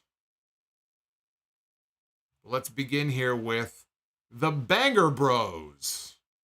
Drew boy, that name didn't last long. I think they were the Bang Bros at first. Drew McIntyre and Sheamus. It's a very different stream. Drew McIntyre and Sheamus. Short-lived tag team, but we saw them last year. And it will be Drew McIntyre and Sheamus stepping into the ring with Matt Riddle and Randy Orton, RK Bro. Matt Riddle here in this image is doing his best Randy Orton impersonation. I still think he looks French. He looks like a Frenchman here. I don't see Randy, because it's the thing on his chin. That's what it is. That and the mustache is throwing me off here. RK Bro against the Banger Bros. That's too many bros. Bro, that's too many bros, bro. Hey, Cameron Spencer, thank you for the $4.99. That's a quality tag team match. Drew Johnson also getting fined here. He's paying the fine. I'll get to you in a second. I got a women's match to book first, man. Let's go. Let's go, man. LFG. Here we go. The lovely Mariah May. A former champion in Stardom. There she is in all her glory. I am a Mariah May fan. Haven't even seen her work a match in AEW yet. But I am a Mariah May fan. There she is, everybody. Poor Toni Storm has no idea what's coming. She won't even see it coming. It's going to be Mariah May. Be funny if it ended up being Toni Storm, wouldn't it? Mariah May going to take on Maryse. Oh my goodness. Be still my beating heart. Mariah May and Maryse. I am in awe.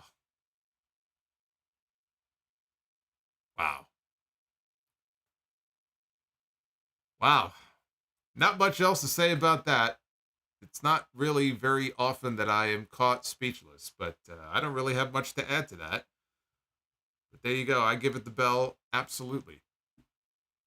Now we go to men's Be the Booker. Here we go. We're going to book ourselves a main event. Here we go. Here we go. I'm not worried about Katrina. Katrina is fine. She has no issue with it. She knows the deal. All right, here we go. Men's Be the Booker. We begin with Boombox Brock. Oh, it's been a while since we've seen Boombox Brock. Look at him. He's got the hoodie on. Boombox Brock making an appearance here in Be the Booker, and it will be Boombox Brock taking his boombox and sticking it up somebody's ass. That person is going to be Adam Cole, baby. Poor Adam Cole is going to be absolutely demolished. He is going to be torn limb from limb. But you know what? Here's the thing about Brock Lesnar. We saw it when he wrestled AJ Styles at Survivor Series. We saw it when he wrestled Bryan Danielson at Survivor Series. Right? Danielson and Adam Cole are about the same size, at least height-wise. Adam Cole is a very good professional wrestler. And despite the size differential, and he's going to be absolutely just demolished, I think Adam Cole and Brock Lesnar would have actually been an excellent match. Brock would have won, but I think it actually would have been an excellent match. And all you got to do is look at the matches that Brock would have with guys that were smaller than him. So I don't see how this could have been anything other than great. As long as Brock cooperated, did a little bit of selling for Cole, maybe Cole went after the knee, target Brock's knee. Then Brock comes back and just fucking launches him into outer space with an F5 and pins him. We all know how it would end. But we did it again. I think we did this on Wednesday as well. I believe we went 3 for 3. That's at least twice this week that we have gone 3 for 3 and Be the Booker. Have we ever had a week where we went 3 for 3 on Monday, Wednesday, and Friday? I don't think we have. Yeah, it's another good one. Brock and Balor. Finn Balor, right? Small guy. Brock and Balor had a very good match as well. Adam Cole may literally be ripped in half. He might, but I think they'll have a good match up until that point. But yeah, Brock and Balor at the Royal Rumble, they had a pretty good match. Brock taking a Canadian Destroyer. That's right. Can you see Brock Lesnar taking a Panama Sunrise? I don't think so. I don't think he would ever agree to that. Brock against AJ was good. Brock against AJ was great. What do you mean good, Darius? It was fucking amazing. I love that match. And some great near falls, too. Cameron Spencer. You look like Spider-Verse Peter Parker. Will you ever get into acting? Because I would like to see you play Peter Parker in a multiverse movie. Well, if they pay me multiverse money, I will play whatever role they want me to play. I'll play fucking Aunt May or Aunt Jane or what's her name? Uncle Ben. It's Uncle Ben and is it Aunt May? Who am I thinking of? Mary Jane. I'll play Mary Jane. I'll play Uncle May, Aunt Ben. What? I don't know. I'm fucking everything up now. I'll play whatever role they want me to play. You just put the contract in front of me. I'll have my lawyer look it over and we'll make the deal. There you go. It is Mary Jane, right?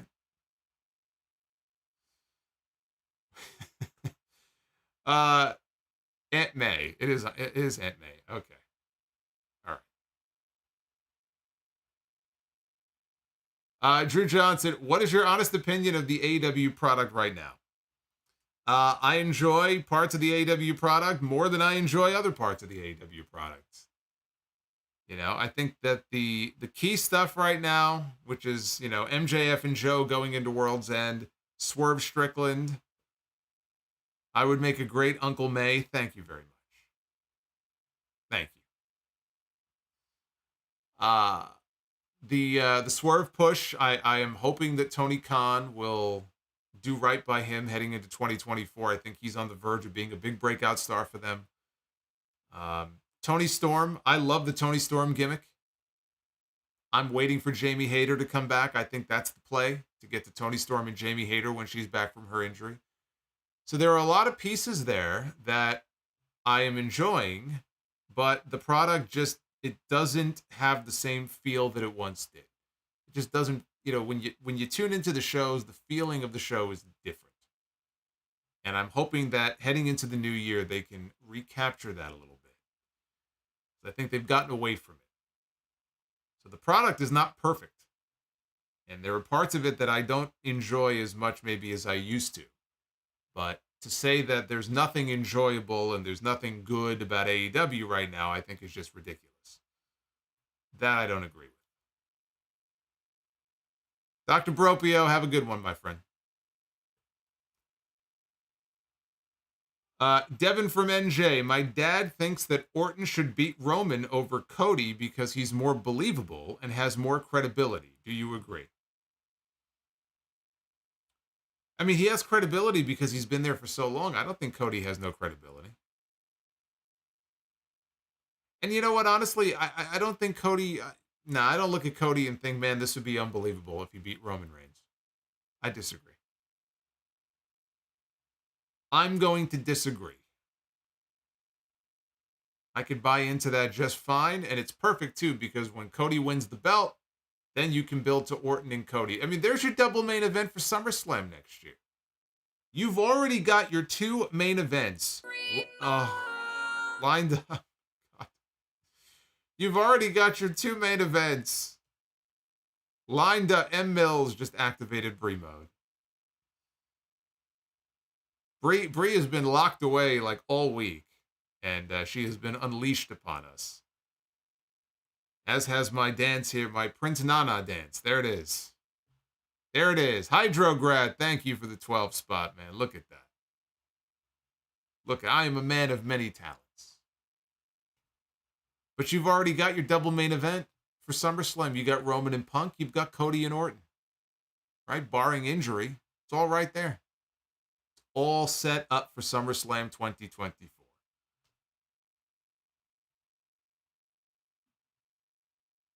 Hydrograd says, since we are on the subject, buy or sell, Brock against AJ or Brock against Bryan? Oh man, that's tough because they were both excellent matches. Honestly, I'm going to go Brock and AJ, and it's just a personal thing. I enjoyed that match just a little bit more, but Danielson and Lesnar at Survivor Series in 2018, I think it was an outstanding match. Can't go wrong with either one of those matches.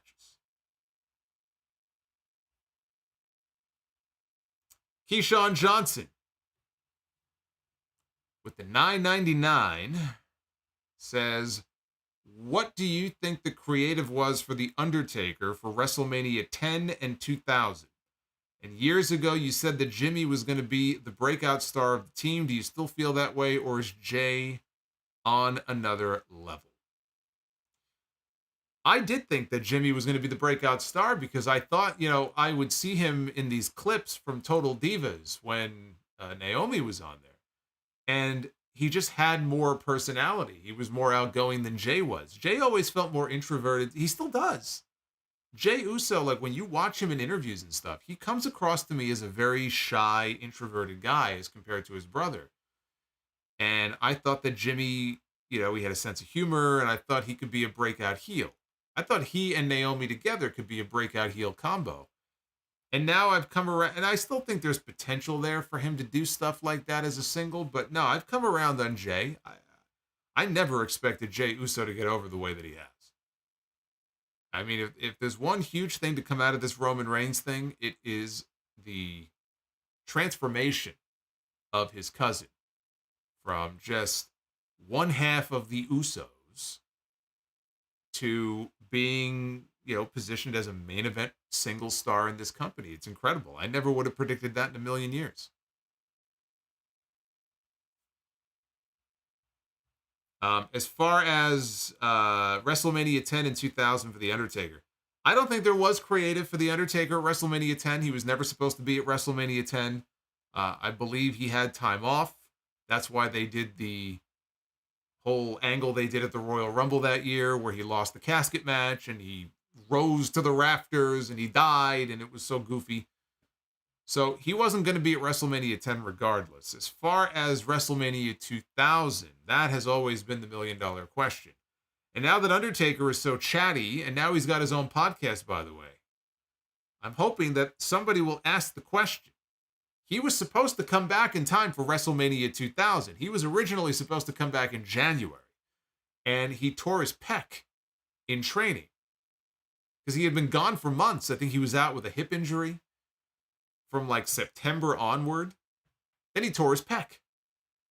And so he was out for another 4 or 5 months, and then he came back as the American Badass. So my question for him would have been, was that always the plan? Had he come back in January, was he going to come back as the American Badass, or was he going to come back as the Dead Man?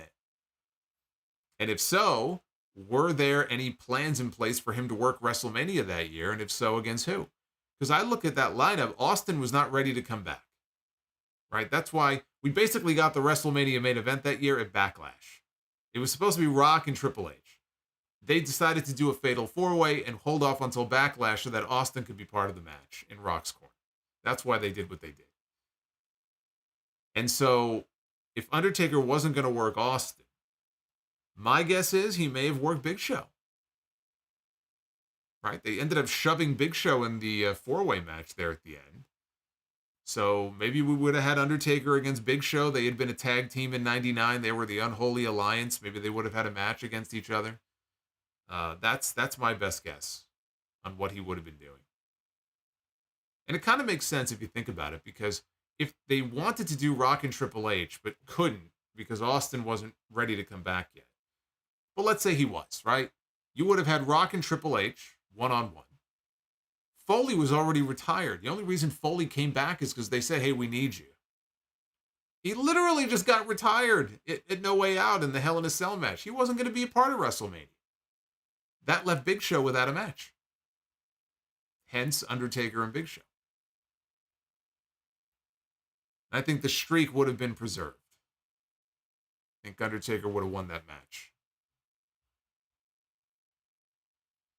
Clone 4. CM Punk promo was a banger, and I was at work while listening to it and wanted to mark the fuck out.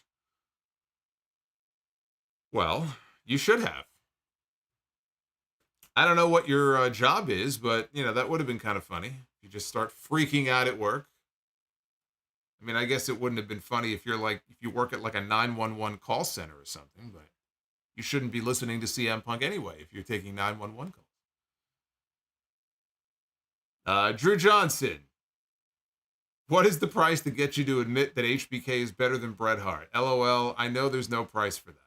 Go HBK, baby. Everybody's got a price. Ugh. Everybody's got a hole, too, including Nia. It's Nia's hole. West Coast James, I believe that's my boy James Herrera chiming in. Of all the super chats, James. Of all the ones. Yo, Drew, you say Bebe a lot. My question to you, are you an Adam Cole fan? I'm surprised you're not a big Adam Cole fan when you use his catchphrase. I would think that you'd be watching AEW just to watch Adam Cole. And Andre Israel, just my opinion, but the best thing Britt Baker ever did was introduce us to Jamie Hayter. She pretty much came in and took over the women's division. It was not an instant thing, though, with Jamie Hayter. Some people forget that sometimes. Jamie Hayter was around for a while. And then at some point, she just caught fire, and she was tearing it up. And that injury could not have come at a worse time for her. So I'm really hoping when she comes back, kind of like Chris Statlander came back, and, you know, she can regain that momentum that she had. Because she was the top star in that entire division. She was getting great reactions. She was having really good matches on TV.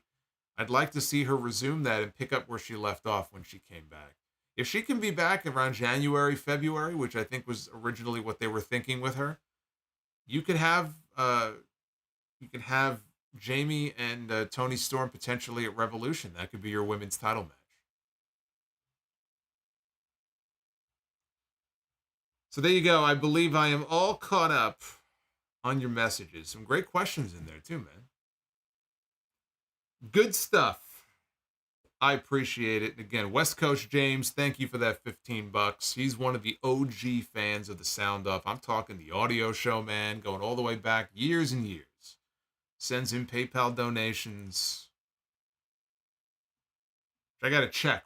I'm lagging on that for December. So if you want to show some PayPal love for the main show, we got episode 838 coming up on Sunday, talking about a bunch of different things. And I'm going to try to watch NXT Deadline tomorrow night. So if I do, I'll have a review of that show as well. And got a whole bunch of mailbag questions all teed up for episode 838. You can still get them on in the Solomonster@gmail.com. See if I can include some more in the mailbag. Yeah, Sticketer mentioned Punk against Lesnar. And didn't WWE just post the full match on their YouTube channel? They've been posting Punk matches, like full Punk matches on their YouTube channel. They just posted him against Cena at SummerSlam 2011. They cut out the whole end where Alberto Del Dipshit comes out and cashes in Money in the Bank and Kevin Nash sticks him with the powerbomb. That whole part is left out. And I didn't like that match as much as their match at Money in the Bank. But yeah, they've been posting a lot of Punk matches on their YouTube channel. We are at 540 plus likes. We're not even done with the live portion of this stream yet. That's fucking awesome. Let's shoot for 550. Who's going to be 550? Keyshawn says, buy or sell Grey Goose Undertaker. I know Undertaker is a Jack Daniels guy. I don't know if Undertaker's a Grey Goose guy. I got Grey Goose on the mind. I know what I'm doing when this stream is over. Buy or sell on Grey Glove. Not Grey Goose. Grey Glove Undertaker. Or 2007 to 2012 Undertaker. Well, as someone who grew up on Grey Glove Undertaker, his matches were not great, but I love that character. I love that original Undertaker character. He had much better matches from that 07 to 2012 period, including my favorite WrestleMania match with him and Shawn Michaels in 2009. It's hard to vote against that. It is. But I got a soft spot for Grey Glove Undertaker, man. I got to buy on Grey Glove Undertaker. I got to buy on that. Drew Johnson, I am an Adam Cole fan. I enjoyed the storyline with MJF, but him getting hurt and this stuff with Strong is god-awful. Yeah, I will agree with you on the Roderick Strong stuff is really getting into cringe territory because they're just forcing it now. And so I feel like the injury, it just, they didn't really know how to recalibrate things. And it kind of threw a monkey wrench into whatever their longer term plans were for this. He rose out of the wheelchair on Wednesday. Roddy did. So hopefully now they're progressing his character to something a little bit different. Hey, there's one of our new super chats. There's Vincent Solomon there. There you go. If you ever wanted to see me as Vince McMahon. And Nightmare LLC. BSR. BSR, Punk gear, long tights, trunks, fight shorts, ROH. So it's a buy, sell, rent on CM Punk's gear. CM Punk in long tights just doesn't look right to me. It just doesn't. I know he did that. He went back and forth in AEW with that. It just didn't look right to me.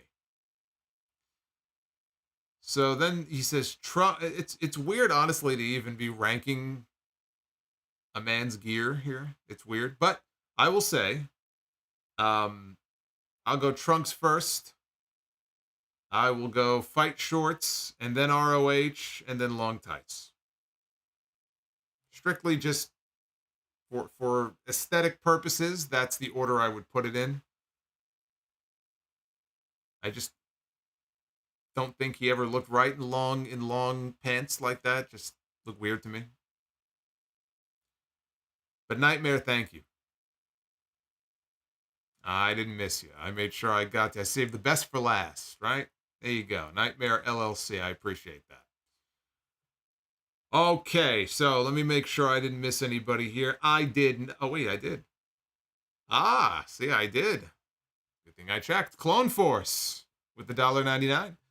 Kross goes babyface, and Nick versus Orton at WrestleMania 40. Ah, you know what? I hadn't thought about that, but that is very interesting. So Randy Orton going into WrestleMania does not have any obvious opponent.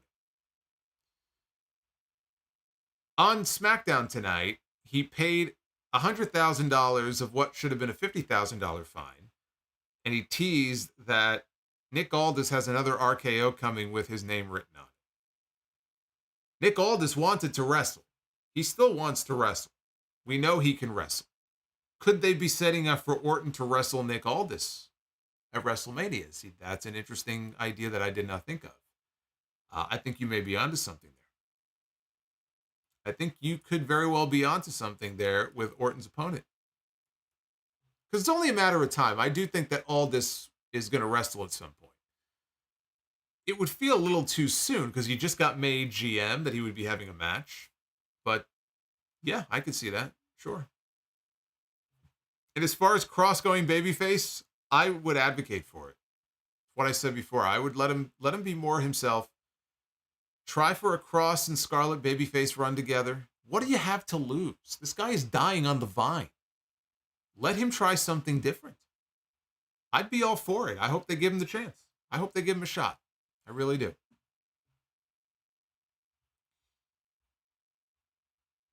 And Drew Johnson with another $5 super chat coming in. He rose out of the wheelchair. It's so stupid.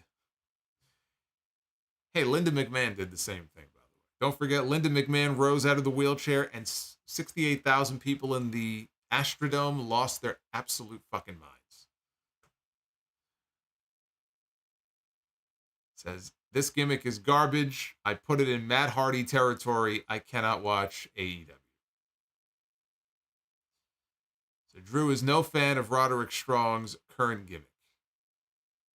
But do you like Roddy as a wrestler? If he was just the wrestler, the suplex machine, are you a fan of Roderick Strong or just you're not a fan of the gimmick? I get the sense that you're just not a fan of the gimmick, but not necessarily hating on Roddy himself.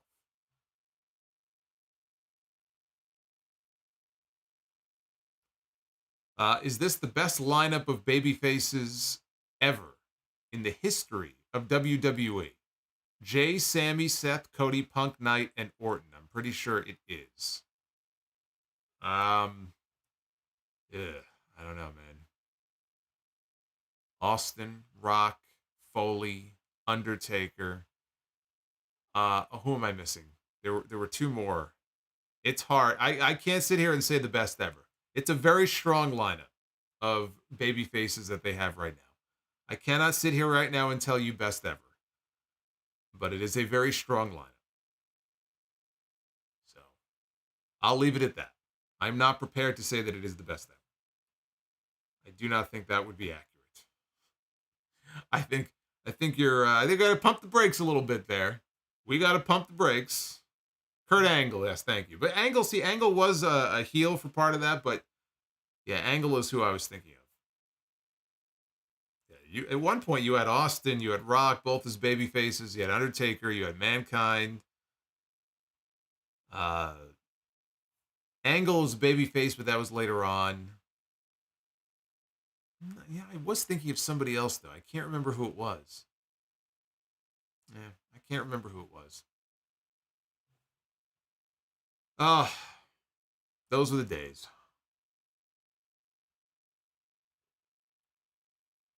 You know, and that's to say nothing of the people who grew up on as babyfaces. Hogan, Savage, Warrior.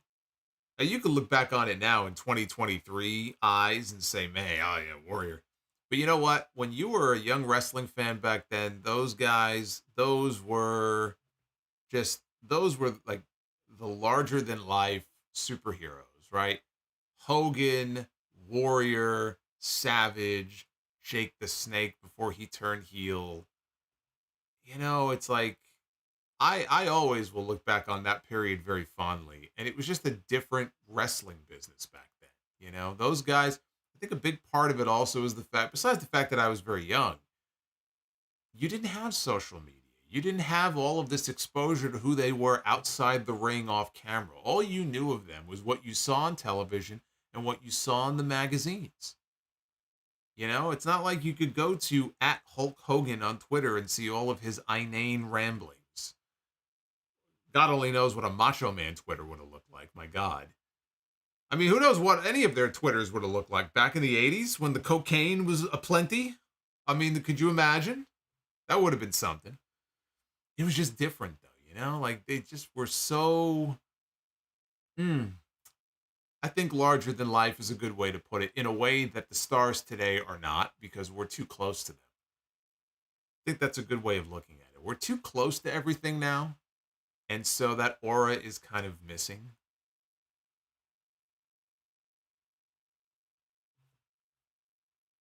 Rikishi, hey, you know, Rikishi was over for a while there. Rikishi and Too Cool, they were over, man. Absolutely.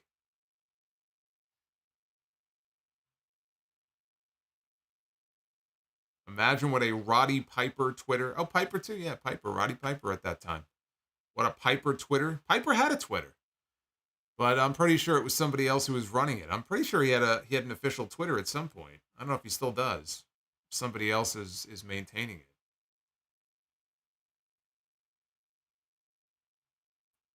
Yeah, that aura, it's been missing for a long time. Unfortunately, it's not something you could ever get back. Yeah, I mean, again, it's just a different time. Look, we live in an age where The Undertaker is on TikTok. I mean, come on. The fuck? I mean, those days are dead. They're never coming back. The Undertaker is on TikTok and has a Patreon, okay? Need I say more? I mean, if that doesn't say it, I don't know what does.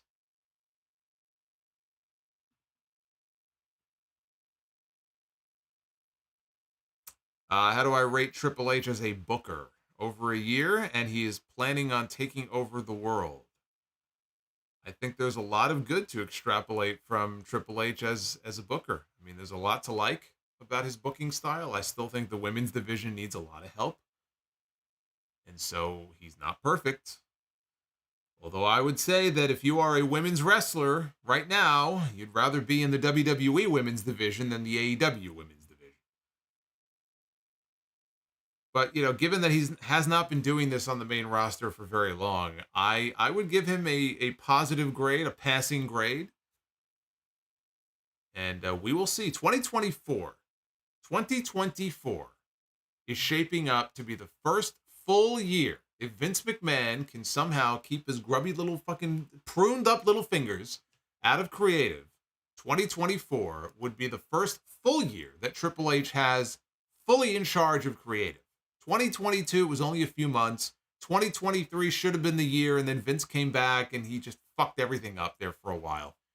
But 2024 would be the first full year with him, right? From the beginning to end of the year, being able to book out an entire year of stories and push the people he wants to push. And that, I think, will give us a better picture of what to expect from him long-term going forward. When he can put his vision forward without being interrupted, without being screwed up or messed with in any way, then I think we'll get a better picture of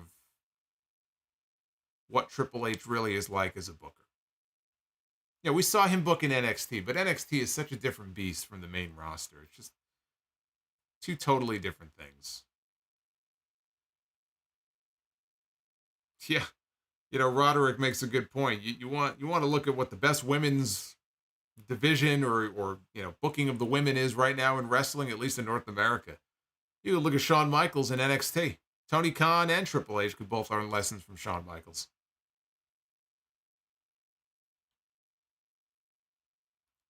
Drew coming in says, Punk, CM Punk WWE wins, nothing left to say. AEW lost Cody and Punk. It's over. Moxley, Omega, and the Bucks can piss off. Their stuff is lame. So Drew has planted his flag firmly in the ground with WWE. There you go. And Maze the Great, with how coked up wrestlers were back then. Imagine how crazy those tweets would have been. You know what? Forget about the tweets. Imagine the video. You had cell phone video back then. I mean, there was some really terrible shit that was going on back then. And imagine people having cell phone videos pulled out, filming some of it.